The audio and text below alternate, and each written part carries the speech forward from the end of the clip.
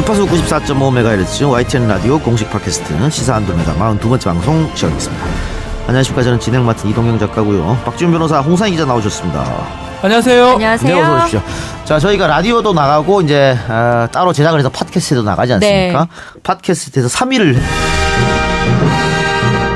야, 이거는 뭐 기록 아닙니까? 앞에 1, 2위 프로그램들이 데일리 프로이기 때문에 실제로 1위네. 실제로 1위다. 예.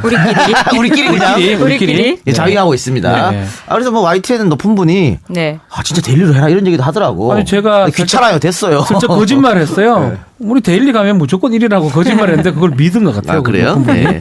예. 어쨌든 뭐 그래서 댓글도 많이 달렸고 여러분들 사랑 덕분이네 이렇게 이루어져서 대단히 고맙습니다. 그렇기 때문에 지난주 3위의 기세를 몰아가지고 네. 이번 주에도 3위를 해야 된다. 그렇지 않습니까? 부담스럽습니다. 3위 지난주 김용민 PD 역할이 컸는 건가요? 그래서 이번에도 게스트빨로 네. 3위를 가기 위해서 이분 있으면 저는 1등 할 것 같습니다. 그렇습니다. 초특급 게스트를 모셨습니다. 초특급. 네. 자칭 치명적인 매력의 소유자 60억 분의 1의 사나이 BBK 진상 규명을 위해 온몸을 던진 분. 그렇죠. 요 정도만 해도 누군지 다들 거진 다 알죠. 짐작이 가실 모든 겁니다. 사람이 알죠. 이번 크리스마스만 기다리는 1인. 자, 누굴까요? 정봉주 전 민주당 의원에 대해서 징역 1년의 실형이 최종 확정됐습니다. 지난 2007년 대선 당시 이명박 한나라당 후보와 관련해 제기한 BBK 주가 조작 의혹이 허위사실 공표에 해당한다는 겁니다. 또 공직선거법 위반으로 징역형이 확정된 만큼 앞으로 10년 동안 피선거권이 박탈돼 여러분들이 있기에 대한민국이 살아있다는 것을 느끼겠습니다. 여러분들의 마음을 고이 간직해서 건강하게 잘 있다 오겠습니다. 감사합니다. 자, 이번 주 시사 안드로메다는 이분과 함께 시작합니다. 지금 이 소리는 당신의 지적 허영심이 쌓이는 소리입니다. 무엇이든 정리해드립니다. 총정리. 네, 정봉주 전 의원 나오셨습니다. 네, 안녕하세요. 정봉주입니다. 네, YTN 라디오 출연 굉장히 오랜만이죠. 그렇죠. 한 4년 만에? 4년 만에. 네, 4년 만에. 네. 그 당시에 이제 감옥 전문용어로 빵 이제 있다가 출소하시고 처음으로 이제 라디오하고 인터뷰를 이제 YTN에서 했는데 당시 담당 PD가 지금 저 밖에 앉아 있는 사람 시사 안드로메다 PD예요. 네. 그래가지고 제가 정봉주 의원을 우리 방송에 모시자 했더니 엄청 반대하더라고. 아니 그러면 당시에 출소 특집 인터뷰를 꾸몄다고요? 아, 그래요. 간 크네. 그때 기억이 안 좋았나 봐. 간 컸네. 그런데 제가 강제로 이렇게 정 의원을 모셔왔는데 2022년까지 피선거권이 지금 박탈된 상태입니다. 선거 출마는 당연히 못하고요. 투표권도 없으세요. 선거 무능력자라 그러죠. 선거 무능력자. 잔인합니다. 투명인간. 투명인간. 그런데 당시에 내려졌던 판결 또 검찰 수사 지금의 돌아보니까 다 잘못된 것이고. 그렇죠. 드러나고 있죠. 정봉주라는 사람이 주장했던 게 다 맞는 말이고 들어가고. 하나씩 다 진실이 드러났지 않습니까? 네. 이렇게 되면 뭐 재심을 해야 된다는 말도 있고. 그렇죠. 재심이 너무 오래 걸리니까 일단은 선거 자격은 줘야 되는 거 아니냐. 사면 복권 후에 재심해라. 복권해야 되는 거 아니냐 이런 얘기가 있으면 어떻게 생각하십니까? 맞는 얘기죠. 그리고 저기 박준 변호사가 있는데 네. 변호사들도 모르는 게 있어요. 네. 사면 복권이 아니에요. 복권입니까? 사면은 이미 됐어요. 형을 다 살았어. 네. 그 사면은 형을 살고 있는 사람한테 형을 면해주고 줄여주고. 예. 석방을 하고 네. 줄여주고 없애고 그 다음에 복권을 시키는 거예요. 근데 저는 만기 출소. 만기 출소. 하루도 안 빼주던가요? 아니 윤달이 껴갖고 366일이요. 그래서 저는 다 살았기 때문에 이제 면은 사면이 된 거고 그다음에 이제 복권만 남아 있는 거죠. 복권만 남았다. 예. 솔직히 좀 기대하시죠? 누구 저요? 네. 어제 그제 발표가 났는데 정치인 사면 없다고. 아, 그래요? 예. 청와대 기조가 그렇다고 아니, 나왔죠. 분명히 밝혔어요. 정치인 사면 없다. 정치인 아니잖아요. 그러니까 방송이잖아요. 사람들 착각하고 있어. 네. 그리고 저는 정치인 범주에 진짜 안 들어가요. 왜냐하면 정치인 사면 복권 불어 없다라고 할 때는 돈 먹은 정치인들, 불법 부정한 정치인들, 그렇죠. 이런 사람들 쭉 있거든요. 여야를 막론하고 이런 사람들 사면 복권이 없고 저는 시대의 양심, 정치적 양심수. 그래서 저는 한상균 그 민주노총 위원장 네. 있잖아요. 네. 여기하고 분류가 같이 돼요. 네, 그럼 저는 정치인 사면복권 없다라고 할 때 당연히 하지 말아야지. 지금 이 방송을 통해서 제가 강조하는 거예요. 네. 돈 먹고 감옥 갔다 온 정치인들 혹은 이제 한명숙 총리처럼 정말 억울하게 저 박지원 변호사 있지만은 9억 받았다는 게 말도 안 되는 거거든요. 그렇죠. 그리고 돈을 준 사람을 안 줬다 그랬어요. 예. 네. 그런데 아무 근거 없이 1심에서 무죄됐던 게 2심에서 사정 변경 없이 유죄가 돼서 감옥 간 한명숙 전 총리 같은 경우는 억울하기 때문에 그런 것은 반드시 사면복권을 해야 되고. 만기 출소했죠. 만기 출소했죠. 그리고 그분은 정말 사면복권을 해줘야 돼요. 억울하기 때문에. 나머지는 돈 먹었잖아요. 내가 돈 먹은 사람들 명단이 없을까요? 그렇게 보면은 언론에서 기사를 잘못 쓴 거예요. 왜냐하면 정치인 경제사범은 제외한다는 원칙을 세운 것으로 확인됐습니다. 다음에 이에 따라 정몽주 전 의원 이렇게 나오거든요. 그 JTBC 보도예요.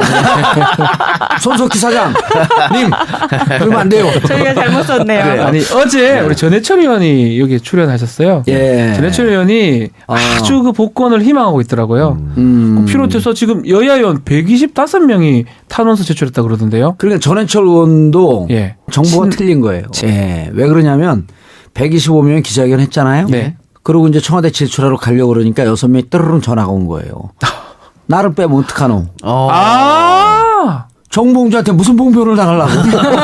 더 많다는 거네요. 131명. 130명. 예, 최종 숫자 131명인데 언론에 밝히지 않았잖아요. 예. 왜? 이제 공개적으로 하는 것은 이 정도면 충분하다.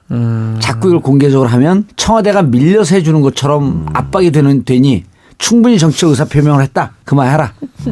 그래서 이제 더 이상 발표하지 않고 그러나 최종 숫자는 131명이에요. 알겠습니다. 그래요. 뭐 그거 결과는 크리스마스 때 보면 근데 알겠고요. 연말보다 연초라는 또 얘기도 있는데. 131명이요. 옛날에 YS 네. 79년도에 제명되고 난 다음에 YS 복권을 희망하면서 의원들이 연판장을 돌립니다. 그때 이후에 국회의원들이 가장 연명한 많죠? 최다숫자. 알겠어요. 알았어요.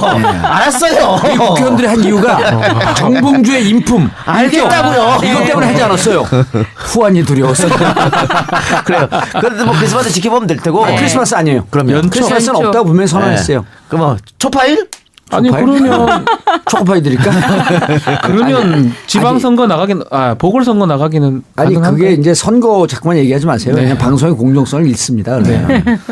뭐냐면 지금 정확하게 이제 아셔야 되는 게 정식 절차가 법무부에서 사면복권 심사위원회가 구성이 돼 있어요. 네. 근데 그 중에 반은 외부 인사, 외부 법률 전문가들, 그렇죠. 반은 법무부 내부 인사인데 외부 인사들이 전임 정권에서 임명된 사람들이에요. 근데 이제 뭐 큰 이게 직위는 아니지만 그래도 이것이 현 정권의 정체성에 맞게 바꿀 필요가 있겠다. 바꿔야 되겠죠. 그래서 지금 다 바꿨어요, 이제. 네. 그래서 인재 심사가 들어가면 크리스마스 이때는 그 사면복권 하기가 쉽지가 않아요. 민생사범 하겠죠. 민생사범권 너무 많으니까. 네. 그래서 이제 이것을 설로 넘긴다는 설이 있는데 한간에 이런 주장도 있어요. 크리스마스 때 감옥 가고 크리스마스 때 출소하고 크리스마스 때 복권을 복권되고. 시키면 사람들이 보면 예수님인 줄 알 거 아니야. 알겠습니다. 그래요. 그래서 그런 거 하지 말고 네. 그냥 설날에. 설날에. 근데 박지훈 변호사도 잠깐 얘기했습니다마는 조금 얘기는 나오는 것 같아요. 복권 돼 가지고 지금 안철수 대표의 지역구가 비어 있으니까 노원병이죠. 거기 출마하는 거 아니냐 뭐 이런 얘기도 있던데요. 분명히 말씀드리는데 네. 저는 국회에 다시 돌아가지 않습니다. 네. 예. 예? 국회에 다시 가지 않습니다. 그럼 뭐하러 복권합니까? 방송회의죠. 아니 방송하는데 큰 문제가 없지 않습니까? 지금도 많이 하시면서 뭐. 그래요? 네. 지금도 더 하려고. 대한민국을 방송으로 호령을 하는데. 그래서 이제 국회가 그때 네. 이제 제가 초선하고 지금도 우리 지역구 가면 네. 하도 TV에 나오니까 아직도 현역 의원인 줄 알아. 그럼 4선 했거든요. 4선 했는데 뭐 하려고 더 해요. 그래서 이제 국회를 통한 정치는 이제 다른 후배들 하라고 하고 그리고 제가 지금 들어가면 동기들이 4선이에요. 그 1, 2년 지나면 또 동기들이 5선이야. 그래서 국회의원은 이제 충분히 초선하면서 한 5선 정도 활약을 했으니 국회 이제 더 이상 안 해도 된다. 요거 딴 방송에서 얘기하신 겁니까? 지금 처음 얘기하는 거. 처음이죠. 이거 기사 나왔습니다. 경사네. 복권해도 정치할 생각 없다. 기사 아니 타이틀 되네. 국회로 돌아갈 생각 없다. 돌아가지 국회로 들어갈 않는다. 생각 없다. 정치는 국회의원만 있습니까? 왜 그러세요? 예? 예. 방송 정치도 있고. 예. 예. 지자체도 있어. 기사는 또 제가 지자체 쓰니까요. 선거 언제 네. 있어요? 근데 또 궁금한 게 예. 만약에 뭐 이런 설날 뭐가 없다면 재심을 통한 그건 5년 걸려요. 아니 이분 누구야? 어느 나라 편이야? 아니 아무나 좋군요. 아닙니다. 네. 22년이 지나가 버려요. 그걸 하다 보면. 그렇군요. 그리고 재심은 네. 검찰이 자신들의 유죄 판결 내린 것을 바로잡는 거기 때문에 지금 그 저럴 유죄 판결 내린 분들이 대검, 서울중앙지검 여기에 요직에 다 있어요. 네. 에이스들이기 때문에 그렇죠. 또 A급들. 그분들을 또 개인적으로 제가 만나갖고 당신들 나한테 너무 죄책감 갖지 마라.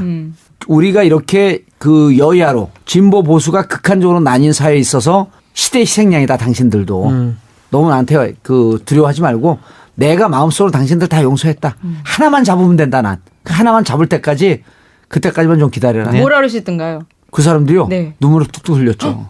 그럴 것 같아요. 그렇다고 생각이 들었어요. 예. 네, 뭐 우리가 지금 뭐 재밌게. 그래서 너무- 재심을 네. 하면 네. 재심을 하면 그분들을 쳐내야 되는 거예요. 그분들의 판결. 어렵겠네요. 예, 네. 그분들 이제 검찰 다 지금 에이스거든요. 그러니까 재심은 간첩조작 사건 이런 70년대 했던 것도 3, 40년 뒤에 하는 이유가 이른바 이제 그런 시스템에 네, 대한 그렇죠. 공격이기 때문에. 그 검사들 다 나가고 나서 하는 거죠. 그러면, 네. 이야기를 계속 하시려면 쭉 하세요. 중간에 끊지 말고. 예. 뭐요? 들어갈 타임을 내가 못 잡고 있어 지금. 얘기 뭐 질문을 하려고 하면 자기 또 아까 했던 얘기 또 하고 또. 자, 그 어쨌든 우리가 농담으로 재밌게 얘기를 하고 있습니다만 1년 감옥 생활할 때 그 심정이 얼마나 굉장히 억울했을 것 같은데. 그러니까요. 어떻게 감옥 생활 잘 적응하셨습니까? 저는 이제 그 전에 2번을 살아봤으니까. 2번 살아봤으니까. 처음이 아니니까. 그러면 예. 그 대학 때도 행복하게 잘 지냈고. 근데 이제 이번에 들어갔을 때는 정말 고통스러웠어요. 그렇죠, 그렇죠. 나이도 이제 그 50이 넘었고 예. 또 이제 가족들 예. 또 어머니께서 이제 90이 넘었거든요. 네. 그러니까 어머니께서 그 돌아가실 것 같은 두려움이 자꾸 드는 거예요. 그럴 수 그리고 있죠. 혹시 면회 왔다 갔다 하다가 사고라도 나면 어떨까. 그러니까 그 불안함이 가뜩이나 그 걱정이 많은 인생인데 그러니까 그런 것 때문에 밖의 세상이 걱정이 되니까 아내가 잘 적응이 안 되는 거예요. 아하. 그리고 제가 이제 지금 여기 들어간 사람들이 밖에서 쥔 게 많은 사람들 아니 그렇죠. 손에 네. 이분들 징역 잘 못 산다고 내가 계속 예측을 하잖아요. 그렇죠. 징역 살기가 쉽지. 밖의 세상에서 갖고 있는 게 많으면 징역 살기가 힘들어요. 그래서 징역에 적응하는데 감옥에 적응하는데 6개월쯤 걸리더라고요. 그래서 날마다 이제 이렇게 이제 앉아 있으니까 허리가 안 좋으니까 종교적 차원을 떠나서 절을 하면 삼보일배. 허리 운동에 무척 좋습니다. 그래서 날마다 이제 그러니까 118번 뭐 110 몇 번 이렇게 절을 하는데 사회에 대한 그 기억, 그다음에 내가 살아온 거에 대한 죄스러움, 잘못함 이런 것 때문에 180일 동안 눈물이 나와요. 이 절을 할 때. 네. 그러면서 이제 제가 그때 이제 부족한 인간으로부터 이제 훌륭한 인간으로 성찰하고 성장하게 된 계기가 됐던 거죠.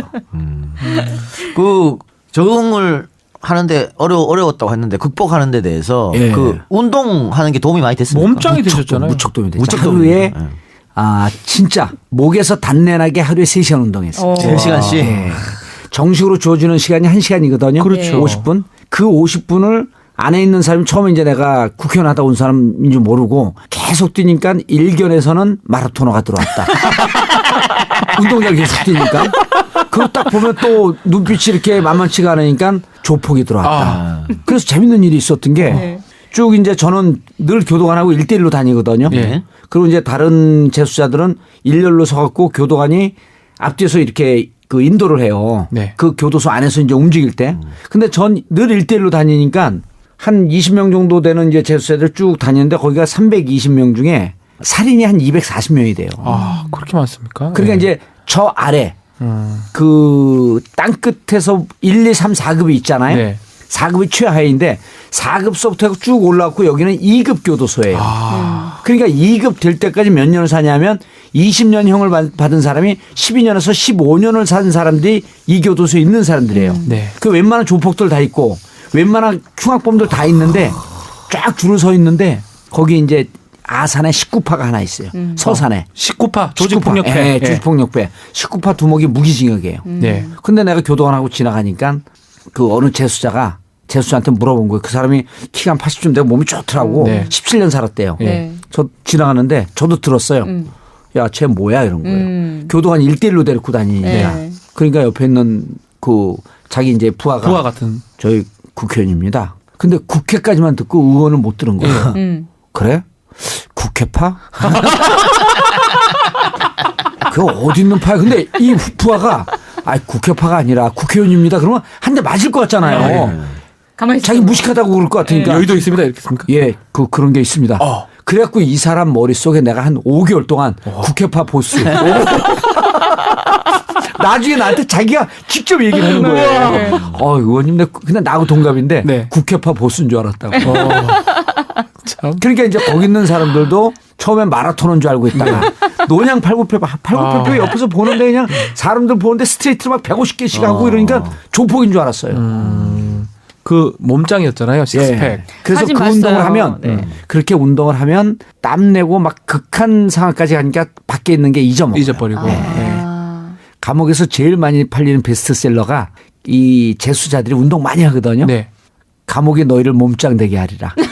골방이 너희를 몸짱 되게 하리라. 그게 감옥의 베스트셀러예요. 누가 쓴 건데요? 제가 쓴 거예요. 아유, 골방 몸짱. 저 깜짝 놀랐네요. 진짜 그걸 많이 사요. 그래서 내가 나온 다음에 저 교도소에 있던 친구들한테도 그 책 보내줬고. 네. 지금 식스팩 있습니까? 지금 며칠 전에 그 한겨레 신문에 나왔었잖아요. 예. 없어졌습니까? 있어요. 있어요? 그럼요. 우와. 그 기사 안 봤네, 한겨레. 그 출소하자마자 대회도 나갔잖아요. 그렇죠. 보디빌더 대회입니까? 그러니까? 바로 나가지 않고 와. 2015년에 나갔어요. 2015년에. 그러니까 출소하고 2년 뒤에 나간 거니까 잘 유지한 거죠.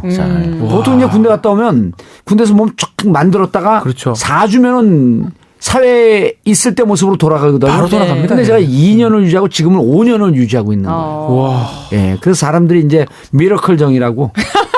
아니 술도 많이 드시고 그러는 것 같은데 어떻게 유지하는 게 대단하네요. 요즘은 몇 시간씩 운동하세요? 요즘은 이제 제가 6시에 일어나서 와. 그래서 이제 6시 45분에 체육관에 도착해서 그때 2시간 하고 그리고 근력 운동 1시간, 러닝 한 40분. 그리고 이제 그 방송국으로 10시까지 출근하죠. 와. 그래요. 알겠습니다. 대단합니다. 지금 박근혜 전 대통령이 저 감옥에 가서 적응을 잘 못하고 있다는 얘기가 못하고 있습니다. 그리고 잘 할 수가 없어요. 그리고 그분뿐만 아니라 조윤선 장관이 그렇죠. 이제 다시 갈 가능성이 높아졌는데. 것 같은데. 예. 그 한 번 나왔다 두 번째 들어가면요. 제가 이제 그 SK. 네. SK 자금 관리했던 김모 씨라고 있는데 그분이 2012년에 제가 감옥 살 때 서울구치소에 만났어요. 네. 또 그분이 모 재벌의 그 손녀 사위거든요. 이건 다 알겠네요. 근데 그분이 감옥을 간 거예요. SK 자금 관리하다가. 그런데 1심에서 손을 썩고 그 보석으로 나왔어요. 아하. 근데 1심에서 재판하다가 형이 확정되면서 법정 구속됩니까? 법정 구속됐어. 아하. 4년인가 5년 받고. 근데 법정 구속 갖고 들어가는 날 나는 1년 살고 나왔잖아요. 예. 그 부인과 우리 부인이 잘 아는데 우리 부인한테 전화했고 그 부인이 막 우는 거예요. 아하. 우리 남편 못 들어간다고 지금 난리 났다고. 예. 내일 구속인데. 그러니까 이런 걸 보면 조윤선 장관 들어갈 게 그냥 안타까워 죽겠어요. 쭉 있는 게 낫다 이 말이죠. 쭉 있는 게 낫든지 아니면 기존에 감옥 들어간 사람들도 내 그 사람들에게 막 눈물이 나네. 가슴이 아파갖고. 그냥 다 불어야 돼요. 있는 대로. 그렇죠. 싹 불고 죄송합니다. 살려주세요. 지금 원세훈 전 원장 얘기하는 것 같은데요. 맞습니까? 원세훈 전 원장 지금 이대로 있으면요. 20년이에요. 예? 특가법상 특가법상 제5조 국고손실. 네. 5년 이상인가요? 무슨 5년 이상이에요. 10년 이상이죠. 누가 변호사예요? 아니 워낙 많이 아세요. 15 이상이면 10년 이상이 10년서부터 무기징역까지. 근데 아직도 내가 보기엔 정신을 못 차렸어요. 근데 본인의 배임 횡령 또 걸리잖아요. 그렇죠. 특활비 갖고. 근데 4년은 돼 있고 안 벌써. 원세훈 부인이 친 이쪽을 들이받고 있어요. 라고 추정이 돼. 이명박 전 대통령 또 만났다고 찾아갔다 그러더라고요. 그 보도 나왔잖아요. 찾아갔는데 잘해라. 근데 그날 굳건하게 마음 먹어라. 굳건하게 마음 먹고 애들하고. 왜 애들은 너무 애들은 왜 건드려. 굳건하게 마음 먹어라. 막 이런 생각을 갖고 있습니다. 그렇게 했겠죠. 근데 중요한 게 그날 4년 확정될 때 그 자리에 기자들이 있었잖아요. 네. 종이를 딱 들고 원세훈 부인이 부들부들 떨면서 우리 남편 혼자 했냐고 이러면서 이미 한 번 난리를 폈어요. 근데 이분이 닉네임이 제2국정원장 아니야. 같이 출근했거든요. 그래서 이분 때문에 나는 원세훈 국정원장이 다 불 수밖에 없는데 얘기를 한다. 그리고 빨리 불고 빨리 그 선처받고 나와야죠. 전략을 짜야죠. 그렇게. 그리고 또 우리 선처받고 나오면 원세훈 국정원장 같은 경우는 티켓 파워가 있으니까 제 팟캐스트 모셔서 얘기 한번 듣고 여기도 한번 모시고 그 따로 국밥 하나 주고 그렇다면은 MB는 어떻게 될까요? 박 전 대통령하고 같이 무상급식 동창생이 될 수 있을 걸로 보시는지. 저는 바람 말고 객관적으로 보면 거의 확실시되고 있다고 보는데 주진우 기자가 찾은 게 그게 커요. 그 다스가 이제 그 김경준이 스위스 은행에 꼽쳐둔 그 140억. 네. 그거를 다스가 다시 2011년 2월에 돌려받는데 청와대가 동원되잖아요. 네. 그리고 김재수 LA 총영사가 동원이 됐고 네. 다스 직원들과 같이 회의를 했고 이게 다스 직원 내부자들의 제보예요. 네? 네. 그래서 저는 이 부분에 직권남용이 인정이 되고 그리고 아까 얘기했던 원세훈 전 국정원장이 특활비는 이제 원세훈 전 국정원장이 그 스탠포드 대학에 보냈던 200만 불. 200만 불. 증거가 나왔죠. 그리고 이제 주진우 기자가 추적하는 건 뭐냐면 200만 불 이외에 다른 특활비가 또 다른 경로로 원세훈 원장이 들고 나갔다라고 하는 제보가 있어서 이제 주진우 기자가 추적을 하고 있고. 네. 그리고 이제 그거 말고 또 제가 추적하는 게 있어요. 아, 직접이요? 예, 제가 추적하는 거 있는데 저는 이제 김관진. 제가 이제 기자들 또 몇 명 제 이제 우산 속에 예. 데리고 있으니까. 그래서 이제 김관진을 다시 입고 네. 전문용어로 입고시킨다 그러잖아요. 예. 김관진 전 장관을 다시 누면 재구속 말씀이죠. 재구속되면은 이 김관진 장관을 통해서 MB에 대해서 나올 게 꽤 많다. 그리고 이게 이런 말이 있잖아요. 이제 저는 그 사실 청와대에서 좀 부담스러워하는 거 아닌가라고 하는 느낌이 들어요. 청와대에서요. 네, 그래서 MB 구속에 대해서요? 네, MB 구속에 대해서. 그러니까 전임 대통령이 하나 그 들어가 있는데 또 MB까지 가게 되면 정말 정치적 보복이 아니냐라고 하는 일반의 의심이. 근데 그래서 제가 청와대 관계자들 만나면 얘기를 해요. 예. 이 부분에 대해서 두려워 말고 그냥 뚜벅뚜벅 앞으로 향해서 가라. 그리고 역사의 평가 나중에 받는 거죠. 지금 많은 국민들이 그러고 이게 국민들 감정으로는 벌써 몇 번 구속시켰을 거 아니에요. 사형 죄송합니다. 예. 예. 사형은 그 네, 중국 무협지 보면 사형. 저는 근데 이제 MB를 BBK 이 문제로 그 구속시키려고 하게 되면은 이게 이제 그 사실은 좀 쉽지 않고 다만 다스 돌려받은 거. 그래서 이제 그 부분하고 아까 얘기했던 그 원세훈 장관. 네. 그렇죠. 원세훈 전 원장. 그다음에 댓글 사건도 있고요. 댓글 말고 다른 게 있습니다. 김관진은 댓글로 추적을 하되 꼭지는 다른 거로 따야 돼요. 그래서 이제 그런 등등해서 터질 게 터질 거라고 봅니다. 곧 터진다. 네. 그래요. 그러면은 김태효 전 비서관에 대해서 검찰이 뭐 압수수색도 하고 불러다 수사도 했죠. 이 사람의 중요성은 어느 정도 있다고 보십니까? 김태효 이분은 이제 그 소년 책사라고 할 정도로. 책사. 그러니까 서울시장 때부터 그때 이제 10대가 아니라 30대 중후반. 30대 중반이었죠. 중반이죠. 그때부터 이제 외교안보 관련해서 맞아요. 과외교사를 했고. 그렇죠. 북한과 5.23 조치인가요? 5.23 조치를 통해 5.24 조치를 해갖고 북한과 관계를 단절한 거 이런 등등이 다 그 사람 작품이에요. 그리고 사이버 사령부 그다음에 그때 당시 이제 그 베이징에서 임태희와 함께 가갖고 남북 정상회담 하려고 돈 줬다가 창피하게 이 사람이었거든요. 근데 이제 이 양반이 전체적으로 이제 기자들 추적하고 그런 걸 전체적으로 보게 되면 사이버 사령부 댓글 개입이나 이런 등등의 문제도 이 사람 기획 아니었겠냐라고 하는 그렇게 주장하는 사람들이 많아요. 그렇죠. 근데 이제 문제가 되는 거는 김관진이 현재 구속이 되어 있으면 그럼 김태효를 연결시키는 부분이 좀 쉬울 텐데 김관진이 구속 부심으로 나오면서 좀 휘청했는데 한간은 또 이런 얘기들도 하죠. 법조 출입 기자들은 김관진이 너무 많은 것을 불었다. 그러니까 이후에 가갖고 법정에서는 자기가 분 걸 부인을 하겠지만 재판 와중에서는 김관진 전 장관이 너무 많은 길을 열어줬기 때문에 그거에 근거해서 구체적인 VIP에 보고한 증거도 있고 그렇기 때문에 김태효도 빠져나가기는 좀 쉽지 않냐. 그래서 저는 보기에 김태효 대외 전략비서관이죠. 맞습니다. 대외 전략비서관이 구속영장을 청구할 건데 만약 구속이 된다고 한다면 MB에게 가는 길이 훨씬 더 쉬워지지 않겠느냐. 그러니까 김관진보다는 김태효가 더 핵심입니다. 바로 뭐 중간 매개 역할을 한 사람이니까요. 그렇죠. 중간 매개고 기획자입니다. 그렇죠. 기획자로 봐야 돼요. 지금 뭐 한 종편 보도에 따르면 김태효 그 전 비서관이 이제 김관진 수사를 받고 있으니까 MB 대통령하고 뭐 문자를 교환하고 대책회의를 했다라고 이런 식으로 좀 보도가 됐어요. 그게 보도가 됐죠. 그게 네. 언제냐면 그 두바이 떠나기 전에. 두바이 전이죠. 예. 그 아랍에미리트 떠나기 전에 문자 주고받은 거, 그렇죠. 전화 통화한 거 그 내용이 있었는데 만약 그게 압수수색이 들어가게 되면 특히 문자 주고받은 건 내용이 나오거든요. 나와 있죠. 예. 그건 이제 정식 영장을 받으면 저 변호사인데 내가 법 얘기를 해갖고. 많이 더 아는 것 같아요. 제가 네. 봤을 때는. 제가 이제 만주 변호사였었는데 네. 살살살 내려왔고 신의주까지 왔다가 지금 개성까지 내려왔습니다. 네. 조금 있으면 이제 휴전선을 넘어올 거예요. 대한민국 변호사 될 것 같아요. 예. 그래서 김태효와 주고받았던 내용. 네. 그리고 근데 그 전에 증거가 너무 많기 때문에 그래서 김태효 전 비서관이 이 양반이 그 재밌는 분이에요. 이게 그 MB 시절에는 김태효와 박용준 차관을 주목하면 됩니다. 박용준. 예. 그리고 이 사람들이 낮은 직급을 주고 주요한 역할을 했어요. 그러니까 MB가 그런 머리를 기가 막히게 쓰는 거야. 예를 들어 박용준 왕차관 같은 경우도 왕차관이죠. 마지막에 차관이 됐죠. 네. 그 전에는 그렇게 높은 직급에 있지 않았어요. 장관을 시켜도 충분했던 분들인데 안 시켰거든. 왜냐하면 노출이 되니까. 눈에 띄니까. 노출이 되지 않은 상태에서 실권은 몰아주고 그러면서 바닥에서 작업할 수 있게끔 그래서 경제 쪽에 박영준 그다음에 대외 전략 쪽에 김태효 이 양축으로 MB 정권은 유지가 됐다. 뭐 그 이상득 형 만사형통 그다음에 나머지는 정치권에 아무도 안 믿는 스타일이니까 이렇게 박용준과 김태효 양측으로 유지가 됐고 그다음에 이제 박용준 말고 BBK 문제 다스 문제는 직접 챙긴 것 같아요.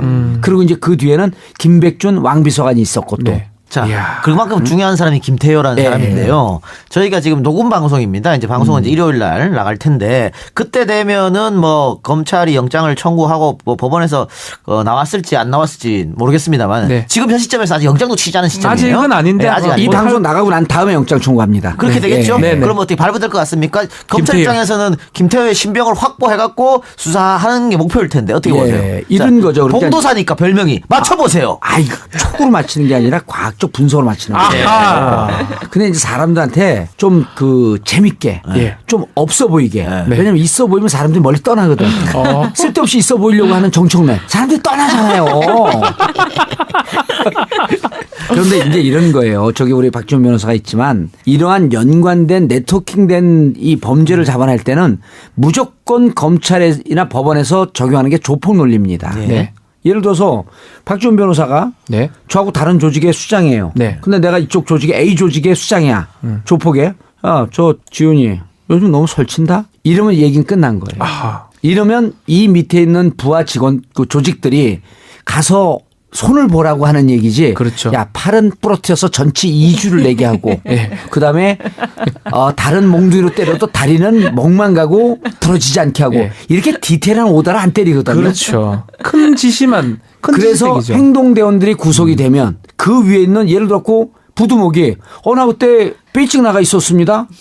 나 그럼 저기 때리는 거 알고 있었어. 그건 뭐 조직에서 결정한 상황이니까 알고 있었죠. 그래도 구속입니다. 그렇죠. 왜냐하면 알리바이가 그때 당시 없다고 할지라도 이 조직의 기획 공모입니다. 그게 구속인데 이 구속되어야 할 위치에 있었던 김관진을 풀어놓은 거예요. 그렇죠. 그리고 바로 주명호 구속, 김관진 석방. 네. 그다음에 선이 뭐냐 하면 김태효예요. 그렇죠. 그다음 선이 MB거든요. 네. 이 네 명의 라인인데 중간에 김관진을 빼냈거든요. 이상한 거죠.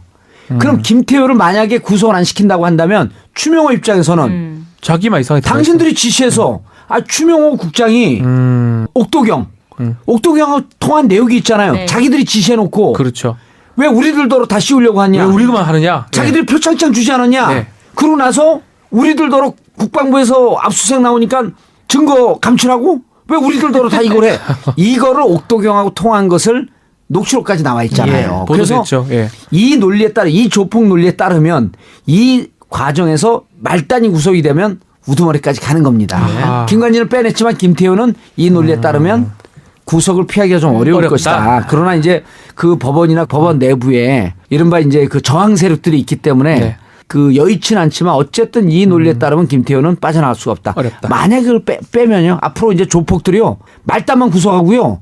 조직 두목들 하나도 구속 못 시켜요. 우리나라 법 체계가 깨지는 거예요. 그렇죠. 알겠습니다. 네. 자, 그러면은 여기까지 오프닝 토크 듣고요. 그러니까요. 쏙 빠져들어요. 아니, 40분짜리 방송에 오프닝을 30분 했습니다. 법률 상담부터 뭐 안 한 게 없어요. 아니 왜 지금. 진행만 듣다가 이렇게 실제로 패널로 나오시니까 정말 들을 게 많습니다. 아 그래요? 네. 뭐 들었다 놨다 하죠. 예, 들어놨다 없습니다. 그래, 오프닝 여기까지 하고요. 본격적 방송 지금부터 한번 들어가도록 하겠습니다. 네, 본격적인 방송으로 다시 이제 들어와서요. 의원님은 본격적인 방송 들어가기 전에 뭐 재밌죠? 예. 네. 새로운 느낌이 나지 않습니까? 아 새롭죠. 오프닝으로 30분 떠들고. 그리고 이제 오프닝 30분 떠들고 본 방송 들어가고 10분 하고. 그렇죠. 자, 자칭 타칭 뭐 MB 전문가 이런 얘기도 최고로 많이 알고 예. 어느 정도 사랑을 하게 됐다는 얘기도 있습니다. 지금 이명박 전 대통령이 받고 있는 혐의 의혹 예. 여러 개가 있죠. 그렇죠. 큰 줄거리를 좀 몇 정리 개만 좀 얘기해 해주세요. 주세요. 어떻게 됩니까? 일단 아까 얘기했던 다스로 돈 넘어오는 과정에서 140억 원. 140억 원 넘어오면서 그게 이제 직권남용이 있죠. 네. 네. 그리고 그 당시 이제 정호영 특검이 2008년에 특검을 했는데 다스에 비자금 조성한 흔적이 있다. 그런데 이제 그거는 그때 3월에 발견됐는데 실질적으로 이제 손을 안 대고 그 이제 공소시효가 몇 개월 안 남았죠. 네. 그러니까 이제 그거는 검찰이 들여다보지 못하고 있고 그리고 이제 요 문제가 이제 그래서 이제 다스에 돈 흘러간 거 직권남용. 그다음에 이제 또 하나는 사이버 사령부를 통한 정치 개입. 네. 그렇죠. 이것은 군의 정치적 중립 의무 위반이니까 이거는 공모가 되는 겁니다. 그렇죠. 예, 공모가 되는 거고. 그다음에 실질적으로 이것을 지시했으면 여기 또한 직권남용에 해당하죠. 해당하죠. 근데 이제 사람들이 직권남용 한 두 개쯤 나왔어요. 네. 직권남용에 대해서 잘 모르는데 직권남용 5년 이하의 징역이거든요. 네. 그러니까 5년 이하의 징역이면 어찌 보면 그 형법에서는 싼 징역이에요. 아주 그래서 약한 범죄라고 보죠. 약한 네. 범죄라고 보죠. 그래서 네. 직권남용으로 간 공무원들이 보통 1, 2년 정도 삽니다. 그렇죠. 5년 이하니까. 네. 근데 그런 사람들이 어떤 사람들이냐면 직권남용 처음에 법을 만들 때는 주로 하급 말단 공무원들이 인허가 위조해 주는 거예요. 인허가 내주면 안 되는. 그렇죠. 조그만 허가 없었는데 그런 걸 도장 찍어주고 몇백만 원 받고 이래서 직권남용이 그거 해당하는 건데 지금 국가 권력을 이용한 직권남용 아니에요. 그래서 이번에는 직권남용이 나와도 5년 꽉 채운다. 그렇죠. 자, 그래서 사이버 사령부 있죠. 네. 그다음에 국정원 댓글 개입 또 있죠. 네. 그래서 요 부분이 직권남용에 걸리고 이제 안 나오는 게 이것이 이제 추정인데 남재준 그 전 국정원장이 창의적인 사람이 아니에요. 네. 그러니까 남재준 그 국정원장이 특활비를 느닷없이 자기 국정원장으로 있는 특활비를 40억 원을 청와대 주자 이렇게 하지 않았어요. 절대 안 이거는 관행에 의해서 청와대에서 특활비 내놓으랬는데 국정원 직원들한테 물어보니 이거 원래 관행으로 하는 겁니다. 이렇게 판단했을 가능성이 높거든요. 네. 보고했을.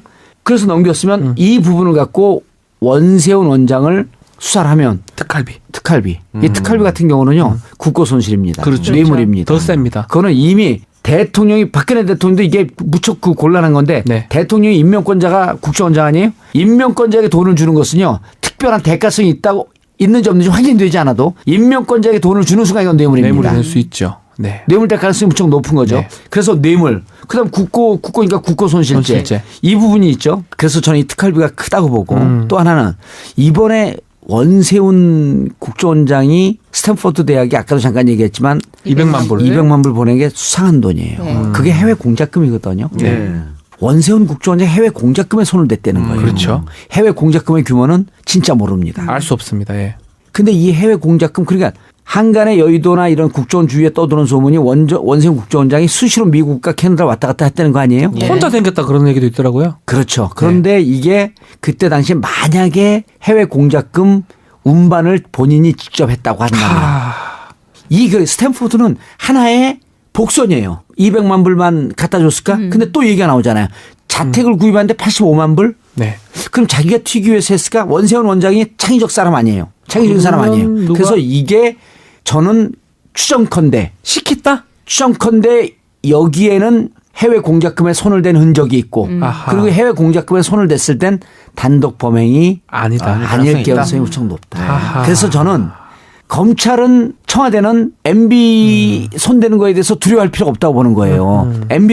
MB 캐릭터를 분석하는 건 두 가지 경로가 있습니다. 네. 이른바 정두원 경로와 김경준 경로 두 개의 경로가 존재하는데 정두원 의원은 MB는 철두철미한 사람이기 때문에 또 위험한 것은 구체적으로 지시하지 않고 문제가 될 거는 자기가 빠졌다 이렇게 얘기하거든요. 네. 정두원 전 의원이.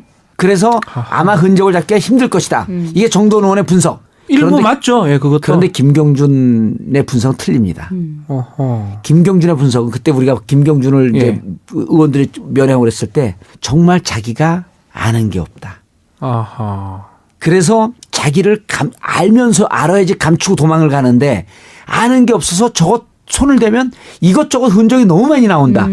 라고 하는 게 김경준이 보는 MB예요. 또 하나 김경준이 뭐라 하냐면 돈에 대해서는 아무도 믿지 못하기 때문에 직접 했다.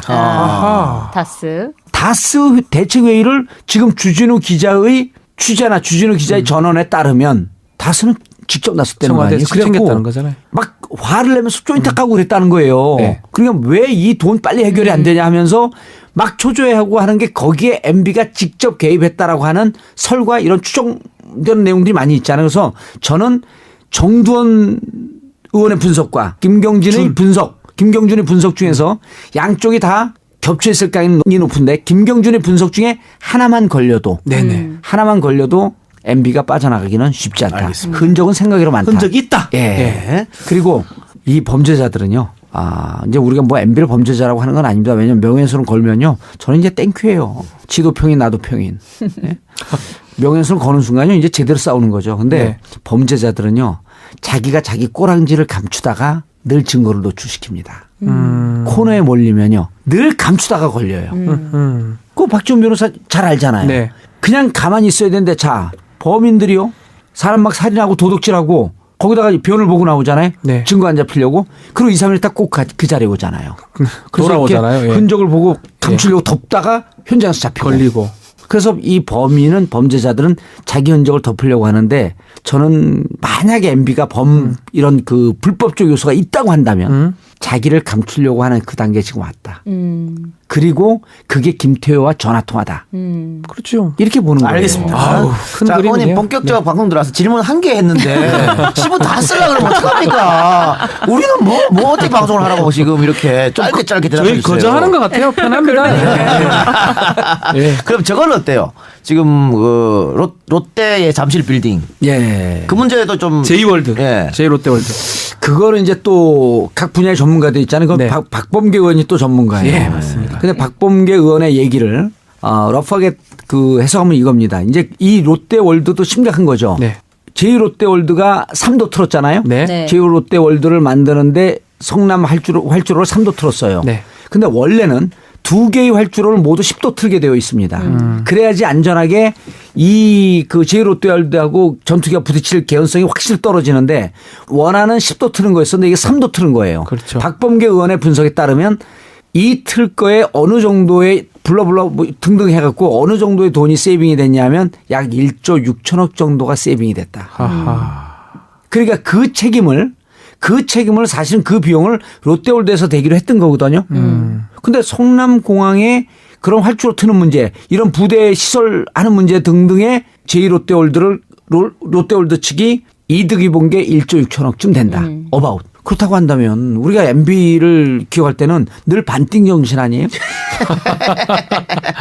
그래서 여기에서 의원님, 여기 저 지상파 방송인데 아까 뭐 자꾸 조인트 말씀하시고 반띵 좀 아름다운 우리말 좀 써주시기 바랍니다. 아름다운 우리말이에요. 수익 추구, 뭐 반수익 추구. 네. 예. 반수익 추구? 50% 수익 그냥 수익이나 드실래요? 그래서 왜냐. 근데 이게 예. 이미 팟캐스트가 인간의 아주 미디어의 원초적 감정을 건드려 갖고 여기까지 올라온 거 아니에요. 이동영 작가도. 그러니까 우리가 팟캐스트 용어의 대중화. 이게 필요해요. 자, 계속해 주세요, 롯데 얘기. 그래서 이 부분에 대해서 만약에 수익을 취한 부분이 있다고 한다면 네. 이 롯데월드 지금 손도 안 대고 있어요. 그렇죠. 그리고 롯데월드는요. 증언할 사람들이 너무 많아요. 왜냐하면 공군에서 이거 우리가 해서는 안 됩니다라고 했을 때 이걸 하자고 주장했던 사람들이 명단에 나오기 시작하거든요. 그렇죠. 그분들 소환하면요. 얘기 다 나옵니다. 게임 끝입니다. 사실. 그래서 이 부분 있고 그러니까 그 저는 이렇게 생각을 해요. MB는 4대강 뭐 이런 거 그 차치하고 자기가 저지른 이런 그 수익을 추구하려고 했던 부분 너무 많기 때문에 예. 가리기에 한계가 있을 것이다. 또 하나 마지막으로 이제 결정타가 이 부분이 될 것 같은데 자 문재인 대통령께서 뭐라고 말씀하셨어요. 방산 비리는 반역죄다 이렇게 표현했잖아요. 표현했죠. 예. 근데 왜 방산비리 얘기가 안 나오죠? 이상하잖아요. 방산비리 얘기 안 나와요. 글쎄 왜 안 나올까요? 예. 김관진은 나왔죠. 한간의 로키드 마틴의 장생이라고 알려져 있는데 네. 그 김관진을 털면 방산비리가 나올 텐데 왜 안 나오죠? 풀려났잖아 오히려. 예. 풀려나왔죠. 예. 방산비리 김관진은 MB 정부 시절서부터 박근혜 정부 시절까지 7, 8년을 그렇죠. 국방을 관통하고 네. 있었던. 맞습니다. 그래서 이 방산비리 부분에 대해서 나오면 그래서 일단 가벼운 거로 직권남용으로 먼저 시작을 한 다음에 신병을 확보한 다음에 그다음에 나오면 줄줄 나오는데 이 중에 지금 오늘 열거한 것 중에 제가 결정타를 갖고 추정하는 게 있어요. 아하. 그건 여기까지. 주진우는 원세훈 국정원장의 해외 자금. 예. 그다음에 이 해외 공작금인지 아니면 MB께서 해외 빼돌린 돈 이게 국고일 경우에 대비해서 주진우 기자는 그걸 추정하고 있고. 예. 저는 다른 경로에서 추정을 하고 있습니다. 네. 근데 이게 우리나라 들었다 놨다 할 언제쯤 밝힐 수 있습니까? 그거 밝히면 내가 여기 와서 얘기할게요. 진짜 이게 궁금해요. 기대해 보도록 하겠습니다. 뭐 방산비리 관련된 것 같기도 하고 뭐 그러네요. 좀 보니까. 뭐 그런 것 같기도 하고. 그래요. 꼭 우리 방송에서 말씀해 주시고요. 그리고 특활도 정리해 주세요. 특활도 국민 감정을 건드릴 게 있어요. 네. 아하. 특활비 청와대 갔는데 청와대에 알겠습니다. 어떤 건지 알겠습니다. 참 궁금하다. 알겠습니다. 자, 이제 마칠 시간이 다 됐습니다. 벌써 맞춰. 정말이에요? 정말이에요? 한꺼번에 마칠 시간 다 됐어요. 정말이에요? 정말입니다. 마칠 시간 다 됐기 아니 때문에. 이거 물어봐야 되는데 지금 다스 의혹 관련해서 팟캐스트 버전에 가서 물어봅시다. 이게 지금 그래요. 팟캐스트로 가서 물어보고 저 라디오 버전이 좀 짧아서 그 아쉽다고 생각하는 우리 청취자 여러분들은 팟캐스트로 넘어오시면 됩니다. 야, 이건 낚시 제대로 되네. 정봉주 의원은 계속해서 팟캐스트에 나오기 때문에 들어주시고요. 자, 그러면 팟캐스트 버전으로 넘어가기 전에 아까 전에 국회는 뭐 다시 들어갈 생각이 없다 이런 말씀했어요. 그럼 앞으로의 계획 좀 잠깐 설명해 주시기 바랍니다. 저는 아쉽게도 DNA가 정치인 DNA예요. 그러니까 그 실핏줄까지 모세혈관서부터 그 경동맥까지 동맥 정맥까지 다 정치로 무장된 사람이기 때문에 알고 있습니다. 정치를 해야죠. 해야 돼요. 정치를 해야 하는데 국회가 아닌 곳에서 정치를 하겠다. 근데 하는데 의원들이 정치권에 진입하는 걸 반대해요. 왜냐하면 다 모든 사람들이 저한테 이제 줄을 쓰려고 그러다 보니까 막 80명, 90명씩 쓰잖아요. 이게 불편한 거예요, 자기들도. 131명이었습니다. 예. 131명. 예. 거기 이제 국민의당도 있으니까. 네. 국민의당에서 22명이 했어요. 그래서 이제 의원들이 제가 돌아오는 걸 찬성하지 않는데 왜냐하면 지금 이제 그 풀 뜯어먹는 초식 동물이 됐거든요. 네. 제가 오는 순간 동물 야생 사냥을 해야 되는 사자가 돼야 되기 때문에. 그러니까 어떤 사람이 이제 또 이런 걸 물어봐요. 복권 되면 입각하는 거 아니냐. 네. 그래서 제가 그 문재인 대통령을 사자로 평가하면서 사자와 호랑이는 한 우리에 사는 것이 아니다. 참. 청취자 여러분 대단히 죄송합니다. 제가 질문을 개랑을 해가지고. 그래요. 알겠습니다. 자, 오늘 엔딩곡을 선정해 주셔야 되는데 어떤 곡 갖고 오셨습니까? 배치기의 눈물 샤워. 배치기의 눈물 샤워. 이거 뭐죠? 이 곡을 선정한?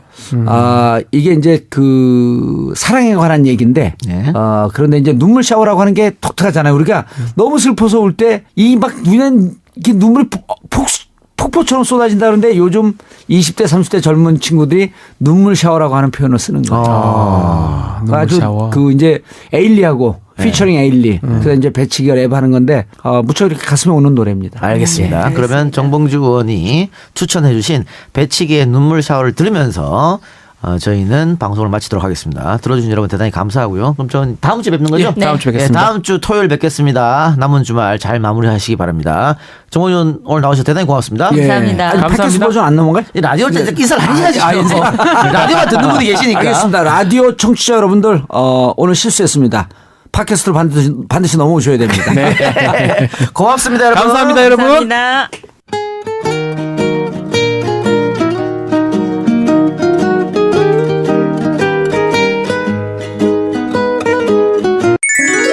원곡은 YTN 라디오 매주 토요일과 일요일 밤 11시 20분에 확인하세요.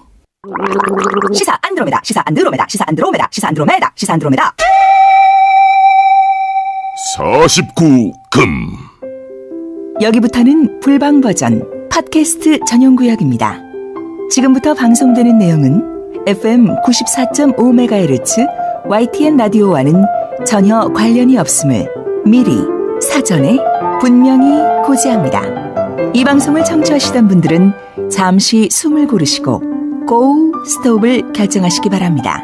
특히 도덕성이 남달리 투철하신 분들, 순진무구하여 비속어와 욕설에 익숙하지 않은 분들, 심신미약자, 빈속, 임신부, 노약자, 고혈압, 컨디션 안 좋으신 분, 비위약하신 분들은 주의하시고 꼰대들은 절대 사절합니다.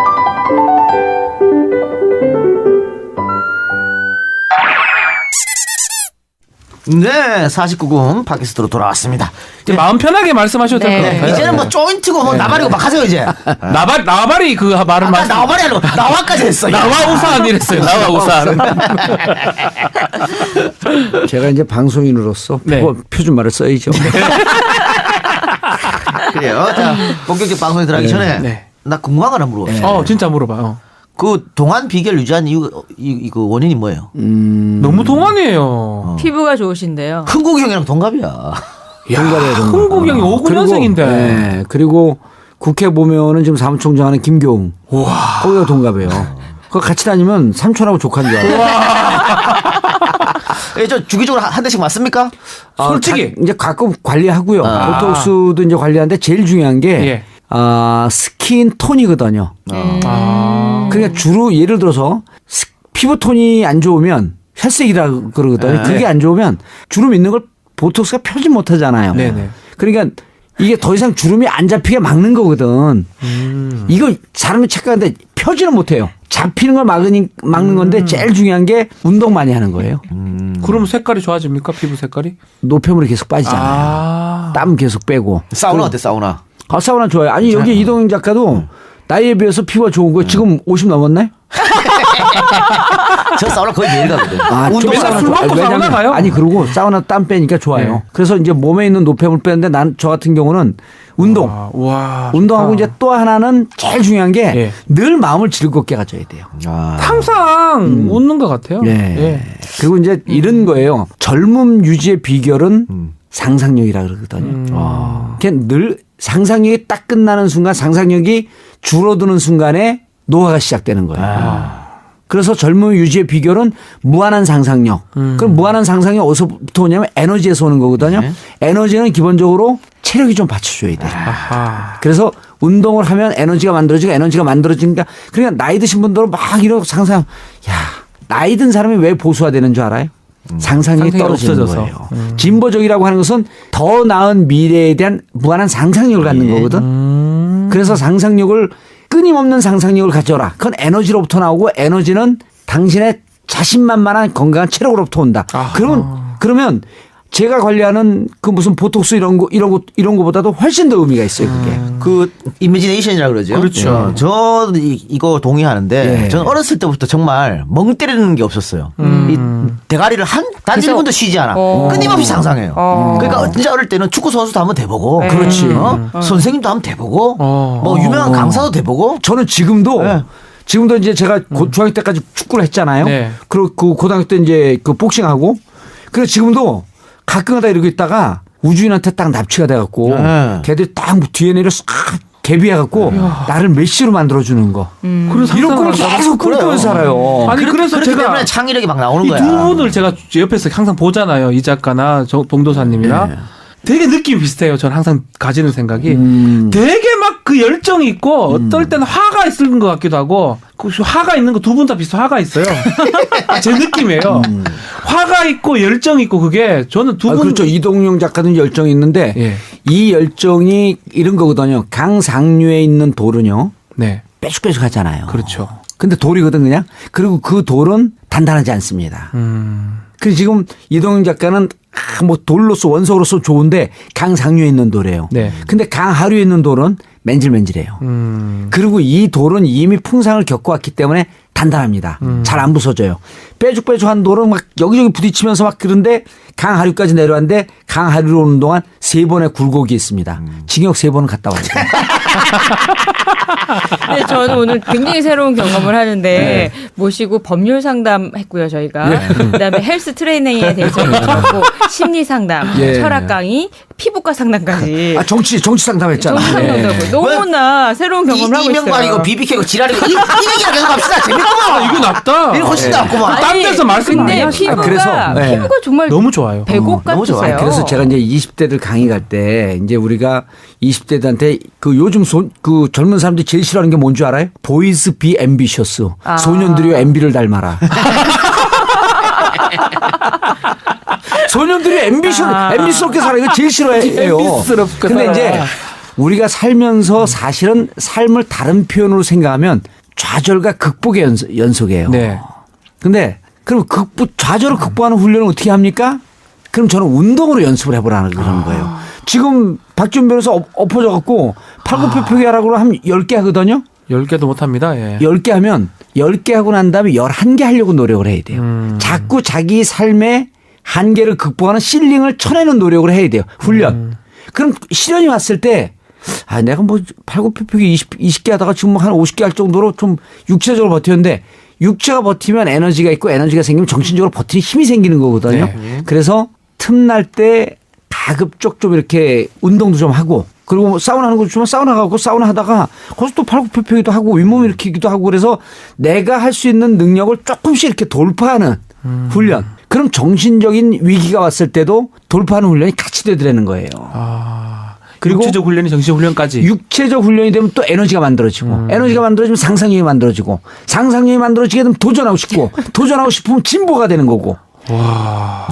의원님 저희 세바시 하는 것 같아요. 아니, 좋아. 이런 거 좋아. 와, 난 너무 교육받는 거 너무 맞는 말 같아요. 그리고 운동 얘기 계속 했는데 네. 뭐 이런 지금 헬스 운동 말고 원래도 태권도 선수 출신이에요. 태권도도 잘하고. 복싱 선수잖아요. 복싱도 했었고. 복싱도 했고 축구도 했잖아요. 축구도 했었죠. 정식 축구 선수 예. 라이센스도 있고. 라이센스도 있고. 주짓수 안 나오나요?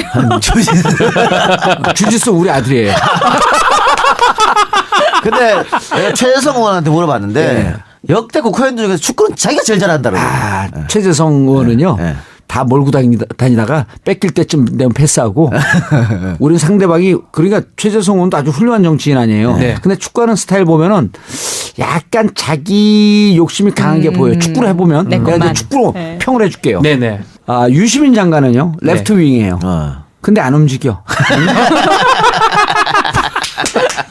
뭐야 윙이 제일 많이 움직여야지. 근데 안 윙이 가만히 있으면 어떡하노. 거의 공격 라인에 서 있어요. 가만히 서 있다가 저 깊게까지 또 올라가지도 않아. 깊게까지 올라가면 센터링 해갖고 우리 공격수한테 줘갖고 골을 따게 하는 게 윙의 역할이거든요. 그렇죠. 근데 거기까지도 가지 않고 저 그 골대 라인과 하프라인 중간쯤에 서 있어요. 그럴 수 있으면 되나? 그럼 패스하는 사람이 주기에는 패스는 편해요. 예. 패스를 잡았고 슬쩍 하다가 바로 유시민 장관의 특징은 가성비가 높게 축구를 해요. 많이 움직이지 않고 센터링을 하는데 동네 축구에서 제일 어리버리한 포지션이 골킵이거든요. 예. 센터링 날려오는데 잘못 찾고 골대로 날려오면 그게 슈타링이 되거든요. 슈타링. 윙인데 골을 잘 잡아.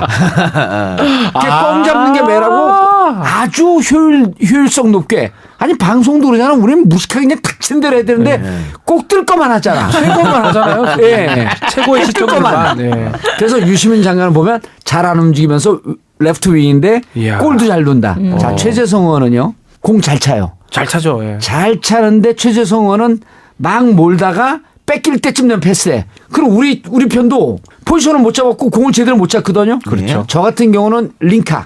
최재성 의원은 공격수. 저는 링카인데 링카는 앞뒤 공격과 수비를 조율하면서 이 사회 허브 역할을 하는 거예요. 조율자.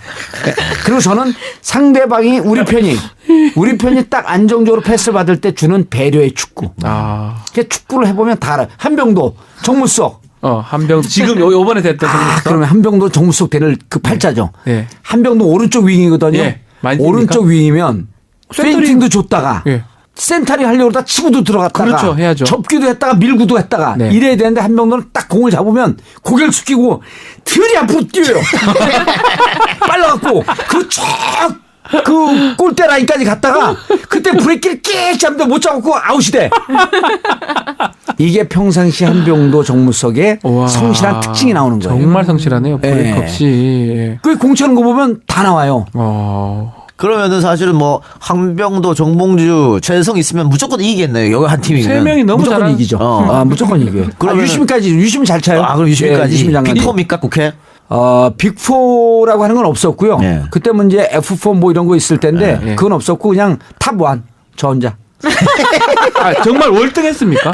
축구 선수 했던 사람들 정말 잘 차거든요, 원래. 뭐라 그랬냐면 그때 이제 임기남 감독이라고 그 코치인데 국회 2004년도에 첫 모임을 하는데 축구 연맹이 국회의원 축구 연맹이에요. 일본하고도 붙고 이랬잖아요. 사단법이냐. 일본하고 붙으면 우리가 13대 0으로 이기고 그랬어요. 근데 첫날 공을 차는데 그때 나와서 막 잘난 척하는 인간이 있어. 자기가 체대 나왔다고. 누구겠어요? 안민석. 안민석이죠, 뭐. 예. 근데 안민석은 주특기가 뭐냐면요. 200미예요. 200m예요. 빠르네요. 200m인데 제가 또 고등학교 때 800미 계주 선수 아니에요. 아마추어 사립학교 8개 연합해서 하는데 200m씩 그 800미 계주거든요. 그냥 우리 학교에서 1, 2, 3등 안에 들어갈 정도로 빨랐어요. 와. 맨 땅에서 11초 8이 나오던 내가 실력이야. 그리고 타탄 트랙에서 쓰면 11초 6, 11초 5까지 나와요. 스파이크 신고 타탄 트랙에서. 근데 안면서 딱 나와갖고 시꺼멓게 생긴 인간이 이쪽으로 쓰고 저쪽으로 쓰고 막상 공을 차니까 좀 차는데 딜이 뛰는데 뛰는 것도 나보다 느리지. 스킬도 떨어지지. 첫날 나오고 그 다음부터 안민석은 축구장에서 사라져요. 망신당했네. 내가 최대 출신인데 이상한 놈이 나타난 거야. 근데 임기남 그 코치가 딱 오더니 어이 여기 의원들 차는 데니까 여기 보좌관들 나가요 그래. 저더러. 보좌관 줄 알고? 너무 잘 차니까 무슨 축구선수 출신의 보좌관이 온 줄 알고. 그걸 나중에 임기남 감독이 지금 부인이 서초구 구의원이거든요. 재선 구의원이 이제 삼선 도전하는데 그 임기남 코치가 나한테 나중에 술 먹고 야 자기는 국회의원 선수 출신의 보좌관인 줄 알았다는 거예요. 그래서 초선 의원으로서는 유일하게 국회의원 축구연맹의 주장이 되었죠. 2005년도에. 아무도 선발하지 않습니다. 내가 주장이다 오늘부터. 그 최재성 의원이 맨날 그거 갖고 난 놀리거든요. 그러니까 너무 공을 잘 차고 카리스마가 출중하니까 다른 사람들이 다 인정하는 거야. 그냥 당신 주장이다. 이거 딴 데 물어봐야 될 것 같아. 이거. 아니 최재성 의원한테 물어보면 돼요. 예, 그렇습니까? 아니 내가 다른 의원 다 물어봤어. 맞아요? 다 인정하더라고. 아까 말했던 유시민 의원까지 4명은 다 잘 찬다고 얘기했는데 저쪽에 한나라당 쪽 사람들 중에 잘 찬 사람 없어요? 새누리당. 지금 내가 이제 17대 때는 같이 안 했는데 18대 때 갔더니 김영철, 황영철, 황영철 저 강원도. 이제 뭐 황영철 이래도 명예훼손 안 돼 친하니까 촌놈, 강원도 촌놈. 속초, 여기 홍천. 홍천. 근데 나는 국회의원 떨어지는 게 그렇게 충격인 줄 모르고 18대 시작이 되고 국회의원 축구연맹이 모였잖아요. 근데 나 떨어지고도 거기 갔어요. 갔는데 이상하게 같이 국회 직원들하고 어울려서 차거든요. 직원들이 나한테 패스를 안 하는 거야. 국회의원 아니라고요? 그때 몰랐죠. 그리고 세 번 갔거든. 그 다음서부터 감독이 슬쩍 눈치를 주더라고요. 의원님. 여기 현역아니면 나오는 데 아니에요. 근데 그때 차면서 보니까 그때 딱 차는데 봤더니 황영철 의원이 동네 조기 축구에서 11 에이스에 들어갈 정도로 잘 차요. 우리 17대 때 잘 차는 사람들이 없어. 잘 차는 사람들이 없고 원희룡 지사가 이제 마라톤 하니까 잘 뛰는데 그 테크닉이 떨어지고 황영철 의원은 그래서 나 그때 보고 참 좋은 정치인이 왔다 그랬는데 뭐냐면 저는 공격형 링카예요. 거긴 수비형 링카에서 뒤에서 굳은 살림을 하더라고. 근데 지금도 정치하는데 보면 비슷해요. 좀 굳은 살림 하잖아요. 축구하는 건 많이 알아요. 뒤에 쳐져서 굳은 살림 하면서 하는데 딱 접고 좌우 그 윙한테 패스하는데 킥도 좋고 눈 시야가 확 열렸더라고. 그래서 저 사람이 저 정도면 에이스급이다. 지난 우리 시사 안 들으면 왔었거든 황영철 의원. 본인이 조기축구 얘기 한 2-3번 하고 왔어요. 잘 차요. 잘 차고 이제 황영철 의원 같은 경우는 그렇게 잘 참에도 불구하고 제가 한 다리만 쓰죠. 거기서 공 차고 들어오면. 네, 저희 라디오에서 그 팟캐스트 꼭 들으시라고 다쓰기 한다 그랬는데 지금 피부하고 조기 아니 저 축구 한다스 얘기하잖아요. 한다스 얘기 한다스. 알겠습니다. 한다스 얘기하고 이제 방송 마칠 시간이에요. 어떡하면 뭐 좋아. BBK고 뭐가 그래. 아니 BBK는 그때 당시에 우리가 감정의 부분이 있었고 다스가 이제 주인이라고 하는 그러니까 저렇게 도덕적으로 문제가 있는 사람이다. 이걸 검증하는 과정이에요. 그리고 실질적으로 우리가 저렇게 부도덕한 사람을 대통령으로 뽑았었다라고 하는 이 시대 역사에 대한 반성적 고찰을 하기 위해서 반드시 BBK, 다스, 도곡동땅은 누구다라고 하는 것을 끄집어내야 되는데 이게 법적 과정으로 가진 않습니다. 그러나 우리 마음에 법보다 더 무서운 게 잘못된 역사관, 잘못된 역사 인식이거든요. 네. 그때 당시 돈에 눈이 멀어서 돈 많이 벌어줄 것 같은 사람에게 표를 던졌던 네. 우리 시대의 잘못된 판단에 대한 반성인 겁니다. 그래서 BBK는 도곡동 땅은 다스는 반드시 드러내야 되는데 네. 이걸 법으로 옥죄기 위해서는 아까 얘기했던 우리 라디오 편에서 얘기했던 140억 네. 끄집어오는 과정 이 부분만 들추고 들어가면 되는 거죠. 검찰이 어디까지 수사를 진행할까요? 예. 검찰은 다스는 하죠. 네. 직권남용이니까 해야 됩니다. 그러나 그때 당시 2007년도에 우리 대한민국이 얼마나 미쳐 돌아갔었는지 그런 반성을 통해서 다시는 이러한 잘못된 지도자를 뽑지 말자라고 하는 스스로에게 날리는 반성문이에요. 네. 자, 마지막 요 발언으로 아까부터 다 됐네. 다 빠졌어. 멋있어요. 멋있어요. 됐어. 지금. 네. 할 만큼 했으니까 이제 가세요. 그리고 우리 방송 자주 좀 나와줘요. 예, 네, 그래요. 그러면 그리고 왜냐하면 내가 지난번에 이제 우리 이동영 작가가 전국구 와서 너무 어벤져스 같더라고요. 그래서 내가 그거에 대한 고마움으로 그냥 출연료만 듬뿍 줬는데 또 오늘 나오라 그래갖고 저는 출연료 주지 마세요. 돈이 많으니까. 왜냐면 다른 그 출연자들 주고 사회는 좀 나누고 살아야지. 고맙습니다. 우리 담당 PD가 그 돈 갖고 우리 회식하자는데. 그럼요. 좋아요. 그 출연료 씨 얼마 된다고 드려야지. 그럼 뭐 얼마 많지도 않은 돈. 그래요. 감사하고요. 다음에 꼭 나와주시고 또 다음에 와서 또 재밌는 얘기. 예, 그럼요. 축구 얘기. 뭐. 축구 얘기뿐만 아니라 이제는 저희가 추적하는 게 꼭지가 따지면 정말 그거 갖고 1시간 할 얘기가 있어요. 그래 말씀 좀 새로운 정보 들어오면 2개로 추적하고 있습니다. 네, 알겠습니다. 기대하겠습니다. 예, 지금까지 방송 들어주신 여러분 대단히 감사하고 또 나와주시는 우리 정봉주 의원님 바쁜 시간에도 불구하고 대단히 고맙습니다. 너무 감사합니다. 자정이 다 돼간 시간인데 이거 끝나고 또 약속이 있으시대요. 그러니까요. 얼마나 너무 바쁘십니까? 바쁘게 사시고 고맙습니다. 열정적이십니다. 네.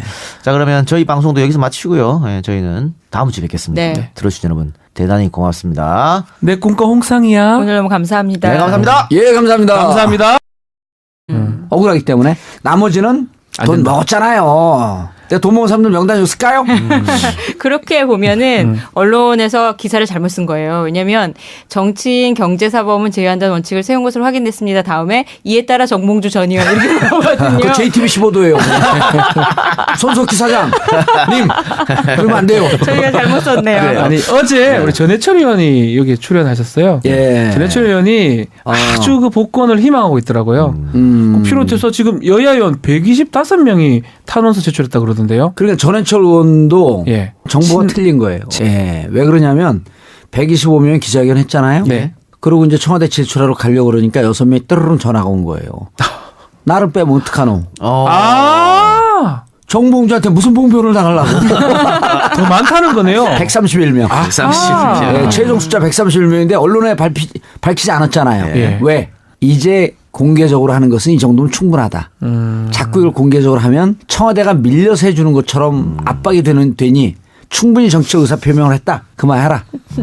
그래서 이제 더 이상 발표하지 않고 그러나 최종 숫자는 131명이에요. 알겠습니다. 그래요. 뭐 그거 결과는 크리스마스 때 보면 알겠고요. 연말보다 연초라는 또 얘기도 있는데. 131명이요. 옛날에 YS 네. 79년도에 제명되고 난 다음에 YS 복권을 희망하면서 의원들이 연판장을 돌립니다. 그때 이후에 국회의원들이 연명한 최다숫자. 알겠어요. 알았어요. 이 국회의원들이 한 이유가 정봉주의 인품. 알겠다고요. 이것 때문에 하지 않았어요. 후환이 두려워서. 그래요. 그래도 뭐 크리스마스 지켜보면 될 테고. 크리스마스 아니에요. 그러면 크리스마스는 연초. 없다고 분명히 선언했어요. 그럼 초파일? 아니 그러면 초코파이 드릴까? 그러면 지방선거 나가긴 보궐선거 나가기는 아니 가능한가요? 그게 이제 선거 자꾸만 얘기하지 마세요. 네. 그냥 방송의 공정성을 잃습니다. 그러면.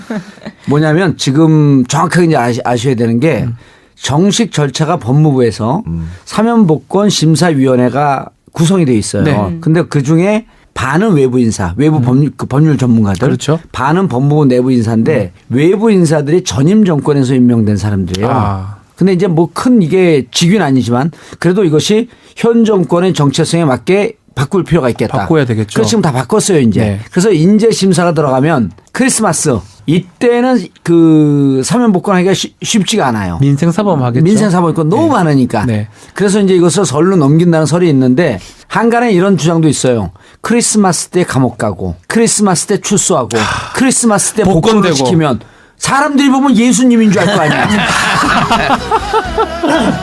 알겠습니다. 그래요. 그래서 그런 거 하지 말고 네. 그냥 설날에. 설날에. 근데 박지훈 변호사도 잠깐 얘기했습니다마는 조금 얘기는 나오는 것 같아요. 복권돼 가지고 지금 안철수 대표의 지역구가 비어 있으니까 노원병이죠. 거기에 출마하는 거 아니냐 뭐 이런 얘기도 있던데요.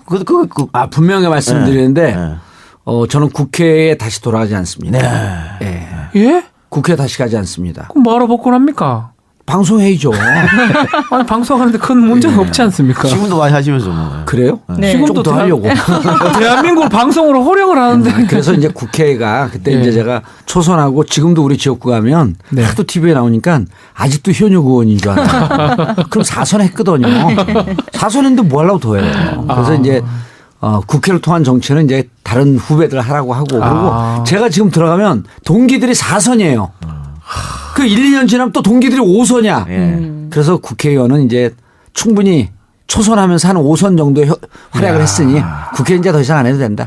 요거 딴 방송에서 얘기하신 겁니까? 지금 처음 얘기하는 거. 처음이죠. 이거 진짜 기사 나왔습니다. 경사네. 복권해도 정치할 생각 없다. 기사 아니 타이틀 되네. 국회로 돌아갈 생각 없다. 돌아가지 국회로 들어갈 않는다. 생각 없다. 정치는 국회의원만 있습니까? 왜 그러세요?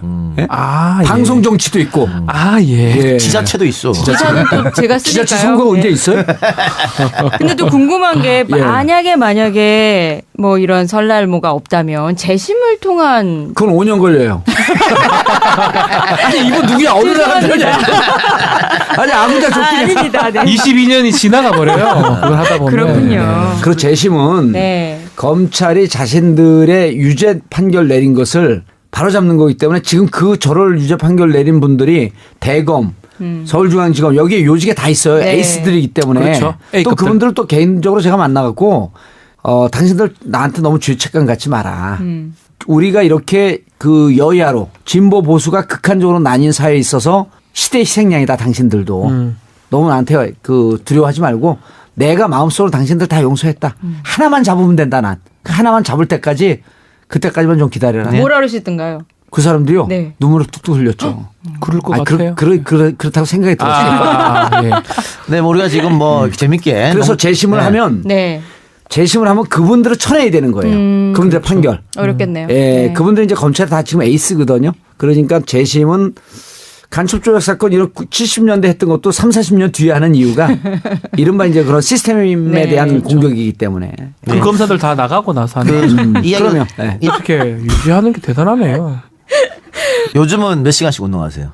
요즘은 이제 제가 6시에 일어나서 와. 그래서 이제 6시 45분에 체육관에 도착해서 그때 2시간 하고 그리고 근력 운동 1시간, 러닝 한 40분 그리고 이제 그 방송국으로 10시까지 출근하죠. 와. 알겠습니다. 대단합니다. 지금 박근혜 전 대통령이 예. 저 감옥에 가서 적응을 잘 못하고 있다는 얘기가 못 하고 있습니다. 네. 그리고 잘 할 수가 없어요. 그리고 그분뿐만 아니라 조윤선 장관이 그렇죠. 이제 다시 갈 가능성이 높아졌는데 그럴 것 같은데. 예. 그 한 번 나왔다 두 번째 들어가면요. 제가 이제 그 SK 자금 관리했던 김모 씨라고 있는데 그분이 2012년에 제가 감옥 살 때 서울구치소에 만났어요. 네. 또 그분이 모 재벌의 그 손녀 사위거든요. 아유, 그럼 다 알겠네요. 근데 그분이 감옥을 간 거예요. SK 자금 관리하다가. 음. 그런데 1심에서 손을 썩고 그 보석으로 나왔어요. 아하. 근데 1심에서 재판하다가 형이 확정되면서 법정 구속됩니까? 법정 구속됐어. 아하. 4년인가 5년 받고. 근데 법정 구속 갖고 들어가는 날 나는 1년 살고 나왔잖아요. 예. 그 부인과 우리 부인이 잘 아는데 우리 부인한테 전화했고 그 부인이 막 우는 거예요. 아하. 우리 남편 못 들어간다고 지금 난리 났다고. 예. 내일 구속인데. 그러니까 이런 걸 보면 조윤선 장관 들어갈 게 그냥 안타까워 죽겠어요. 쭉 있는 게 낫다 이 말이죠. 쭉 있는 게 낫든지 예. 아니면 기존에 감옥 들어간 사람들도 예. 내가 그 사람들에게 막 눈물이 나. 내가 가슴이 아파갖고. 아하. 그냥 다 불어야 돼요. 있는 대로. 그렇죠. 싹 불고 죄송합니다. 살려주세요. 지금 원세원 전 원장 얘기하는 것 같은데요. 맞습니까? 원세훈 전 원장 지금 이대로 있으면요. 20년이에요. 아하. 예? 특가법상 국고손 특가법상 제5조 국고손실. 네, 5년 예? 5년 이상인가요? 무슨 5년 이상이에요. 10년 이상이죠. 누가 변호사예요? 네? 아니 워낙 많이 아세요. 15 이상이면 10년 이상에 10년서부터 무기징역까지. 근데 아직도 내가 보기엔 정신을 못 차렸어요. 근데 본인의 배임 횡령 또 걸리잖아요. 그렇죠. 특활비 갖고. 근데 이제 4년은 돼 있고 안 벌써. 원세훈 부인이 친이 이쪽을 들이받고 있어요. 네. 라고 추정이 돼. 이명박 전 대통령도 만났다고 찾아갔다 그러더라고요. 그 보도 나왔잖아요. 예. 찾아갔는데 잘 해라. 근데 그날 굳건하게 마음 먹어라. 굳건하게 마음 먹고 애들하고. 왜 애들은 너무 애들은 왜 건드려. 굳건하게 마음 먹어라. 아마 이런 생각을 갖고 있습니다. 그렇게 근데 했겠죠. 예. 중요한 게 그날 4년 확정될 때 그 자리에 기자들이 있었잖아요. 네. 종이를 딱 들고 원세훈 부인이 부들부들 떨면서 응, 우리 남편 혼자 했냐고 이러면서 이미 한번 난리를 폈어요. 근데 이분이 닉네임이 제2국정원장 아니야. 같이 출근했거든요. 그래서 이분 때문에 나는 원세훈 국정원장이 다 불 수밖에 없는데 얘기를 한다. 그리고 빨리 불고 빨리 그 선처받고 나와야죠. 전략을 짜야죠 그렇게. 그것도 우리 선처받고 나오면 원세훈 국정원장 같은 경우는 티켓 파워가 있으니까 제 팟캐스트 모셔서 얘기 한번 듣고 여기도 한번 모시고 예. 그럼 따로 오빠 하나 주고 그렇다면은 MB는 어떻게 될까요? 박 전 대통령하고 같이 무상급식 동창생이 될 수 있을 걸로 보시는지. 아 저는 바람 말고 객관적으로 보면 거의 확실시 되고 있다고 보는데 주진우 기자가 찾은 게 그게 커요. 그 다스가 이제 그 김경준이 스위스 은행에 꼽을 쳐둔 그 140억 네. 그거를 다스가 다시 2011년 2월에 돌려받는데 청와대가 동원되잖아요. 네. 그리고 김재수 LA 총영사가 동원이 됐고 네. 다스 직원들과 같이 회의를 했고 이게 다스 직원 내부자들의 제보예요. 예? 네. 그래서 저는 이 부분에 직권남용이 인정이 되고 그리고 아까 얘기했던 원세훈 전 국정원장이 특활비는 이제 원세훈 전 국정원장이 그 스탠포드 대학에 보냈던 200만 불. 200만 불. 200만 증거가 불. 나왔죠. 그리고 이제 주진우 기자가 추적하는 건 뭐냐면 200만 불 이외에 다른 특활비가 또 다른 경로로 원세훈 원장이 들고 나갔다라고 하는 제보가 있어서 이제 주진우 기자가 추적을 하고 있고. 네. 그리고 이제 그거 말고 또 제가 추적하는 게 있어요. 아 직접이요? 예, 제가 추적하는 거 있는데 저는 이제 김관진. 제가 이제 기자들 또 몇 명 제 이제 우산 속에 데리고 있으니까. 그래서 이제 김관진을 다시 입고 전문용어로 입고시킨다 그러잖아요. 예. 김관진 전 장관을 다시 누면 재구속 말씀이죠. 재구속되면은 이 김관진 장관을 통해서 MB에 대해서 나올 게 꽤 많다. 그리고 이게 이런 말이 있잖아요. 이제 저는 그 사실 청와대에서 좀 부담스러워하는 거 아닌가라고 하는 느낌이 들어요. 청와대에서요. 네, 그래서 MB 구속에 대해서요? 네, MB 구속에 대해서. 그러니까 전임 대통령이 하나 그 들어가 있는데 또 MB까지 가게 되면 정말 정치적 보복이 아니냐라고 하는 일반의 의심이. 근데 그래서 제가 청와대 관계자들 만나면 얘기를 해요. 네. 이 부분에 대해서 두려워 말고 그냥 뚜벅뚜벅 앞으로 향해서 가라. 그리고 역사의 평가는 나중에 받는 거죠. 지금 많은 국민들이 그리고 이게 국민들 감정으로는 벌써 몇 번 구속시켰을 거 아니에요. 사형 죄송합니다. 예. 예. 사형은 그 중국 무협지 보면 사형. 저는 근데 이제 MB를 BBK 이 문제로 그 구속시키려고 하게 되면은 이게 이제 그 사실은 좀 쉽지 않고 다만 다스 돌려받은 거. 그래서 이제 그 부분하고 주파수 94.5MHz YTN 라디오 공식 팟캐스트 시사 안드로메다 42번째 방송 시작하겠습니다. 안녕하십니까. 저는 진행 맡은 이동영 작가고요. 박지훈 변호사, 홍상희 기자 나오셨습니다. 안녕하세요. 안녕하세요. 네, 어서 오십시오. 자, 저희가 라디오도 나가고 이제 따로 제작을 해서 팟캐스트도 나가지 않습니까? 네. 팟캐스트에서 3위를 야, 이건 뭐 기록 아닙니까? 앞에 1, 2위 프로그램들이 데일리 프로이기 때문에 매일 실제로 1위네. 실제로 1위다. 예. 우리끼리 그냥 우리끼리 자위하고 있습니다. 네. 그래서 뭐 YTN은 높은 분이 진짜 데일리로 해라 이런 얘기도 하더라고. 아니 제가 귀찮아요. 됐어요. 진짜 거짓말했어요. 네. 우리 데일리 가면 무조건 1위라고 거짓말했는데 그걸 믿은 것 같아요. 그래요? 네. 예. 어쨌든 뭐 그래서 댓글도 많이 달렸고 여러분들 사랑 덕분이네 이렇게 이루어져서 대단히 고맙습니다. 그렇기 때문에 지난주 3위의 기세를 몰아가지고 이번 주에도 3위를 해야 된다. 그렇지 않습니까? 부담스럽습니다. 3위 지난주 김용민 PD 역할이 컸는 건가요? 그래서 이번에도 게스트발로 3위를 가기 위해서 이분 있으면 저는 1등 할 것 같습니다. 그렇습니다. 초특급 게스트를 모셨습니다. 초특급. 네. 자칭 치명적인 매력의 소유자 60억 분의 1의 사나이 BBK 진상 규명을 위해 온몸을 던진 분. 그렇죠. 요 정도만 해도 누군지 다들 거진 다 알죠. 짐작이 가실 모든 겁니다. 사람 알죠. 이번 크리스마스만 기다리는 1인. 자, 누굴까요? 정봉주 전 민주당 의원에 대해서 징역 1년의 실형이 최종 확정됐습니다. 지난 2007년 대선 당시 이명박 한나라당 후보와 관련해 제기한 BBK 주가 조작 의혹이 허위사실 공표에 해당한다는 겁니다. 또 공직선거법 위반으로 징역형이 확정된 만큼 앞으로 10년 동안 피선거권이 박탈돼 여러분들이 있기에 대한민국이 살아있다는 것을 느끼겠습니다. 여러분들의 마음을 고이 간직해서 건강하게 잘 있다 오겠습니다. 감사합니다. 자, 이번 주 시사 안드로메다는 이분과 함께 시작합니다. 지금 이 소리는 당신의 지적 허영심이 쌓이는 소리입니다. 무엇이든 정리해드립니다. 총정리. 네, 정봉주 전 의원 나오셨습니다. 네, 안녕하세요. 정봉주입니다. 네, YTN 라디오 출연 굉장히 오랜만이죠. 그렇죠. 한 4년 만에? 4년 만에. 네, 4년 만에. 네. 그 당시에 이제 감옥 전문용어로 빵 이제 있다가 출소하시고 처음으로 이제 라디오하고 인터뷰를 이제 YTN에서 했는데 당시 담당 PD가 지금 저 밖에 앉아 있는 사람. 시사 안드로메다 PD예요. 네. 그래가지고 제가 정봉주 의원을 우리 방송에 모시자 했더니 엄청 반대하더라고. 아니 그러면 당시에 출소 특집 인터뷰를 꾸몄다고요? 아, 그래요. 간 크네. 그때 기억이 안 좋았나 봐. 간 컸네. 그런데 제가 강제로 이렇게 정 의원을 모셔왔는데 2022년까지 피선거권이 지금 박탈된 상태입니다. 선거 출마는 당연히 못하고요. 투표권도 없으세요. 선거 무능력자라 그러죠. 선거 무능력자. 잔인합니다. 투명인간. 투명인간. 그런데 당시에 내려졌던 판결 또 검찰 수사 지금에 돌아보니까 다 잘못된 것이고. 그렇죠. 드러나고 있죠. 정봉주라는 사람이 주장했던 게 다 맞는 말이고 드러나고. 하나씩 다 진실이 드러났지 않습니까? 네. 이렇게 되면 뭐 재심을 해야 된다는 말도 있고. 그렇죠. 재심이 너무 오래 걸리니까 일단은 선거 자격은 줘야 되는 거 아니냐. 사면 복권 후에 재심해라. 이 말도 복권해야 있고요. 되는 거 아니냐 이런 얘기가 있으면 어떻게 생각하십니까?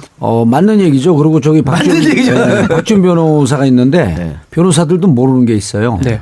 사면 복권이 아니에요. 복권입니까? 사면은 이미 됐어요. 형을 다 살았어. 네. 그 사면은 형을 살고 있는 사람한테 형을 면해주고 줄여주고. 예. 석방을 하고 네. 줄여주고 없애고 그 다음에 복권을 시키는 거예요. 근데 저는 만기 출소. 만기 출소. 하루도 안 빼주던가요? 아니 윤달이 껴갖고 366일이요.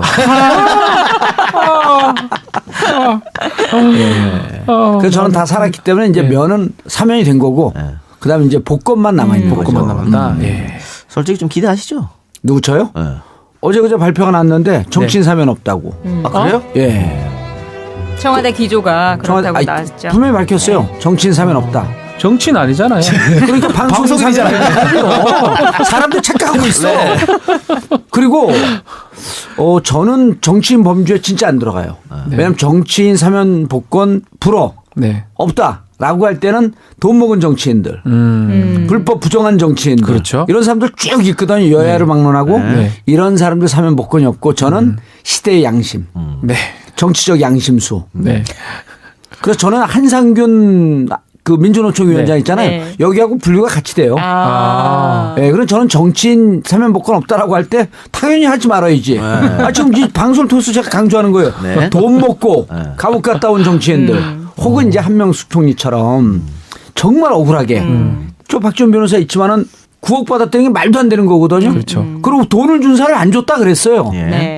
그런데 아무 근거 없이 1심에서 무죄됐던 게 2심에서 사정 변경 없이 유죄가 돼서 감옥 간 한명숙 전 총리 같은 경우는 억울하기 때문에 그런 것은 반드시 사면 복권을 해야 되고. 만기 출소했죠. 만기 출소했죠. 그리고 그분은 정말 사면 복권을 해줘야 돼요. 이야기를 계속 하시려면 쭉 하세요. 중간에 끊지 말고. 뭐요? 들어갈 타임을 내가 못 잡고 있어 지금. 얘기 뭐 질문을 하려고 하면 자기 또 아까 했던 얘기 또 하고 또. 자, 그 어쨌든 우리가 농담으로 재밌게 얘기를 하고 있습니다만 1년 감옥 생활할 때 그 심정이 얼마나 굉장히 억울했을 것 같은데. 그러니까요. 어떻게 감옥 생활을 잘 적응하셨습니까? 저는 이제 그 전에 2번을 살아봤으니까. 2번 살아봤으니까. 처음이 아니니까. 그러면 그 대학 때도 행복하게 잘 지냈고. 근데 이제 이번에 들어갔을 때는 정말 고통스러웠어요. 그렇죠. 나이도 이제 그 50이 넘었고 또 이제 가족들 또 어머니께서 이제 90이 넘었거든요. 그러니까 어머니께서 그 돌아가실 것 같은 두려움 자꾸 드는 거예요. 그리고 혹시 면회 왔다 갔다 하다가 사고라도 나면 어떨까. 그러니까 그 불안함이 가뜩이나 그 걱정이 많은 인생인데 그러니까 그런 것 때문에 밖의 세상이 걱정이 되니까 아내가 잘 적응이 안 되는 거예요. 그리고 제가 이제 지금 여기 들어간 사람들이 밖에서 쥔 게 많은 사람들 아니 그렇죠. 손에 네. 이분들 징역 잘 못 산다고 내가 계속 예측을 하잖아요. 그렇죠. 징역 살기가 쉽지. 밖의 세상에서 갖고 있는 게 많으면 징역 살기가 힘들어요. 그래서 징역에 적응하는데 감옥에 적응하는데 6개월쯤 걸리더라고요. 그래서 날마다 이제 이렇게 이제 앉아 있으니까 허리가 안 좋으니까 종교적 차원을 떠나서 절을 하면 허리 운동에 무척 좋습니다. 그래서 날마다 이제 그러니까 118번 뭐 110 몇 번 이렇게 절을 하는데 사회에 대한 그 기억, 그다음에 내가 살아온 거에 대한 죄스러움, 잘못함 이런 것 때문에 180일 동안 눈물이 나와요. 이 절을 할 때. 그러면서 이제 제가 그때 이제 부족한 인간으로부터 이제 훌륭한 인간으로 성찰하고 성장하게 된 계기가 됐던 거죠. 그 적응을 하는데 어려웠다고 했는데 극복하는 데 대해서 예. 그 운동하는 게 도움이 많이 됐습니까? 몸짱이 되셨잖아요. 무척 도움이 됐죠. 무척 하루에 도움이. 진짜 목에서 단내나게 하루에 3시간 운동했어요. 3시간씩. 네. 정식으로 주어지는 시간이 1시간이거든요. 그렇죠. 50분. 그 50분을 안에 있는 사람이 처음에 이제 내가 국회의원 하다 온 사람인 줄 모르고 계속 뛰니까 일견에서는 마라토너가 들어왔다. 운동장 계속 뛰니까. 그거 딱 보면 또 눈빛이 이렇게 만만치가 않으니까 조폭이 들어왔다. 그래서 재밌는 일이 있었던 게 쭉 이제 저는 늘 교도관하고 1대1로 다니거든요. 네. 그리고 이제 다른 재수자들은 일렬로 서갖고 교도관이 앞뒤에서 이렇게 그 인도를 해요. 네. 그 교도소 안에서 이제 움직일 때. 근데 전 늘 1대1로 다니니까 한 20명 정도 되는 이제 재수자들 쭉 다니는데 거기가 320명 중에 살인이 한 240명이 돼요. 그렇게 많습니까? 그러니까 이제 저 아래 그 땅끝에서 1, 2, 3, 4급이 있잖아요. 네. 4급이 최하위인데 4급서부터 쭉 올라왔고 여기는 2급 교도소예요.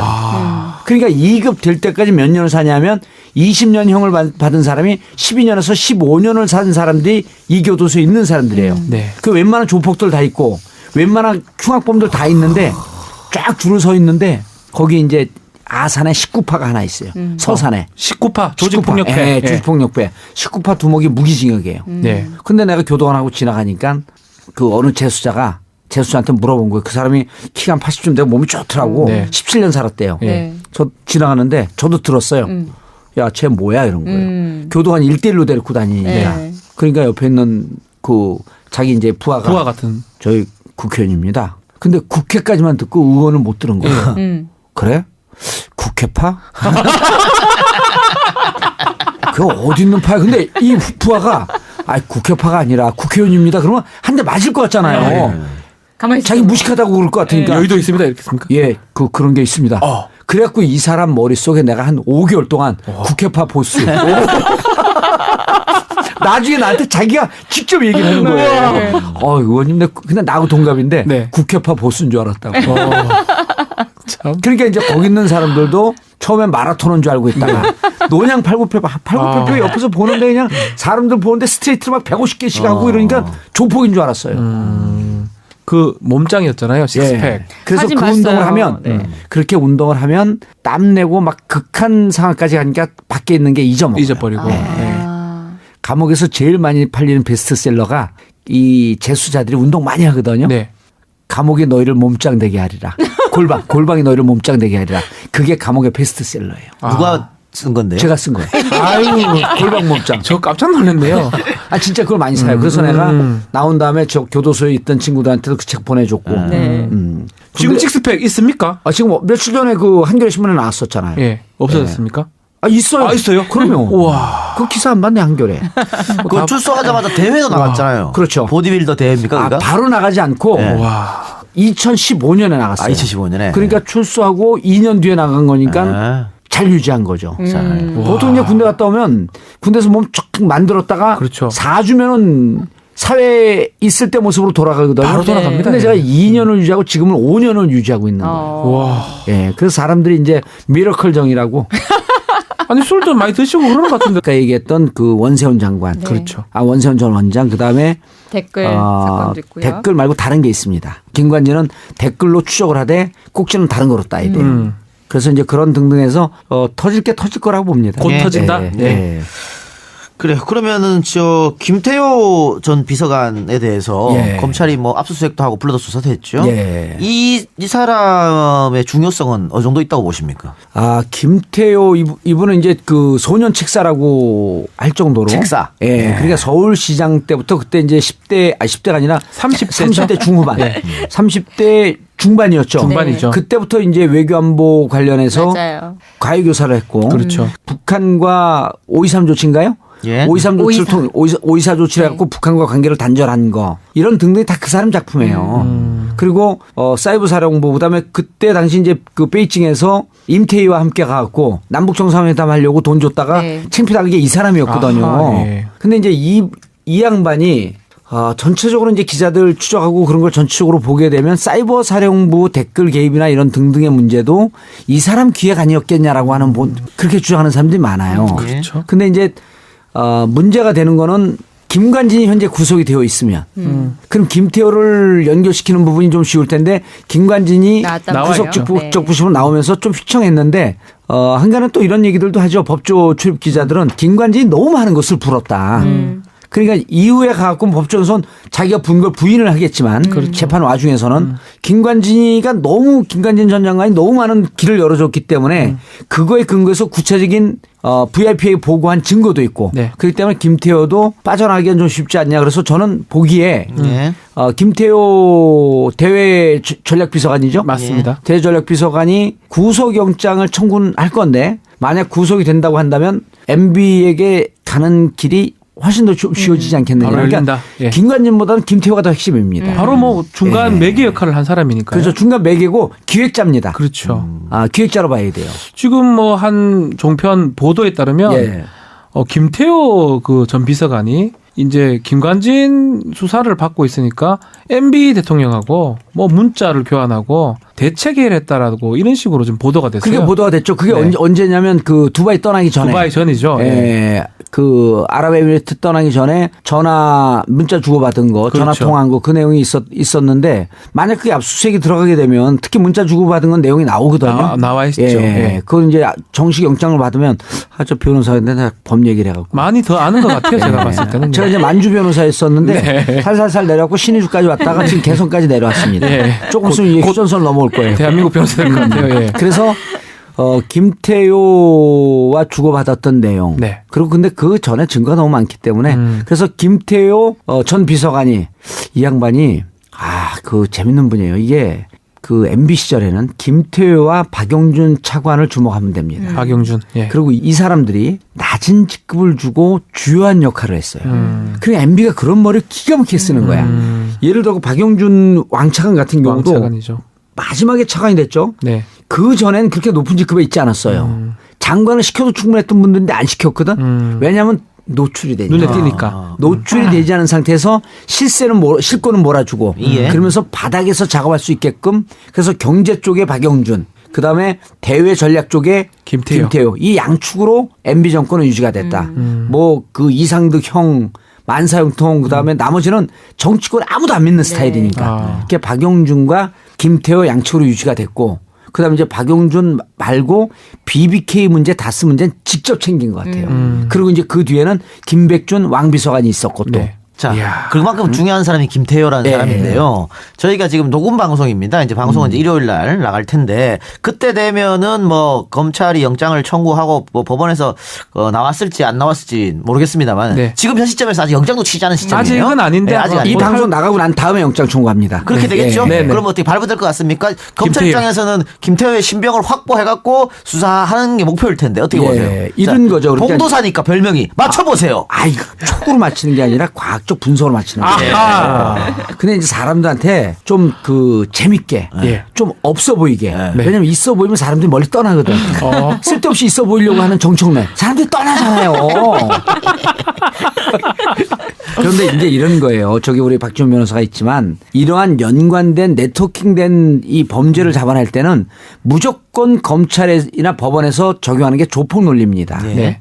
예를 들어서 박지원 변호사가 저하고 다른 조직의 수장이에요. 근데 내가 이쪽 조직의 A 조직의 수장이야. 조폭에. 저 지훈이 요즘 너무 설친다? 이러면 얘기는 끝난 거예요.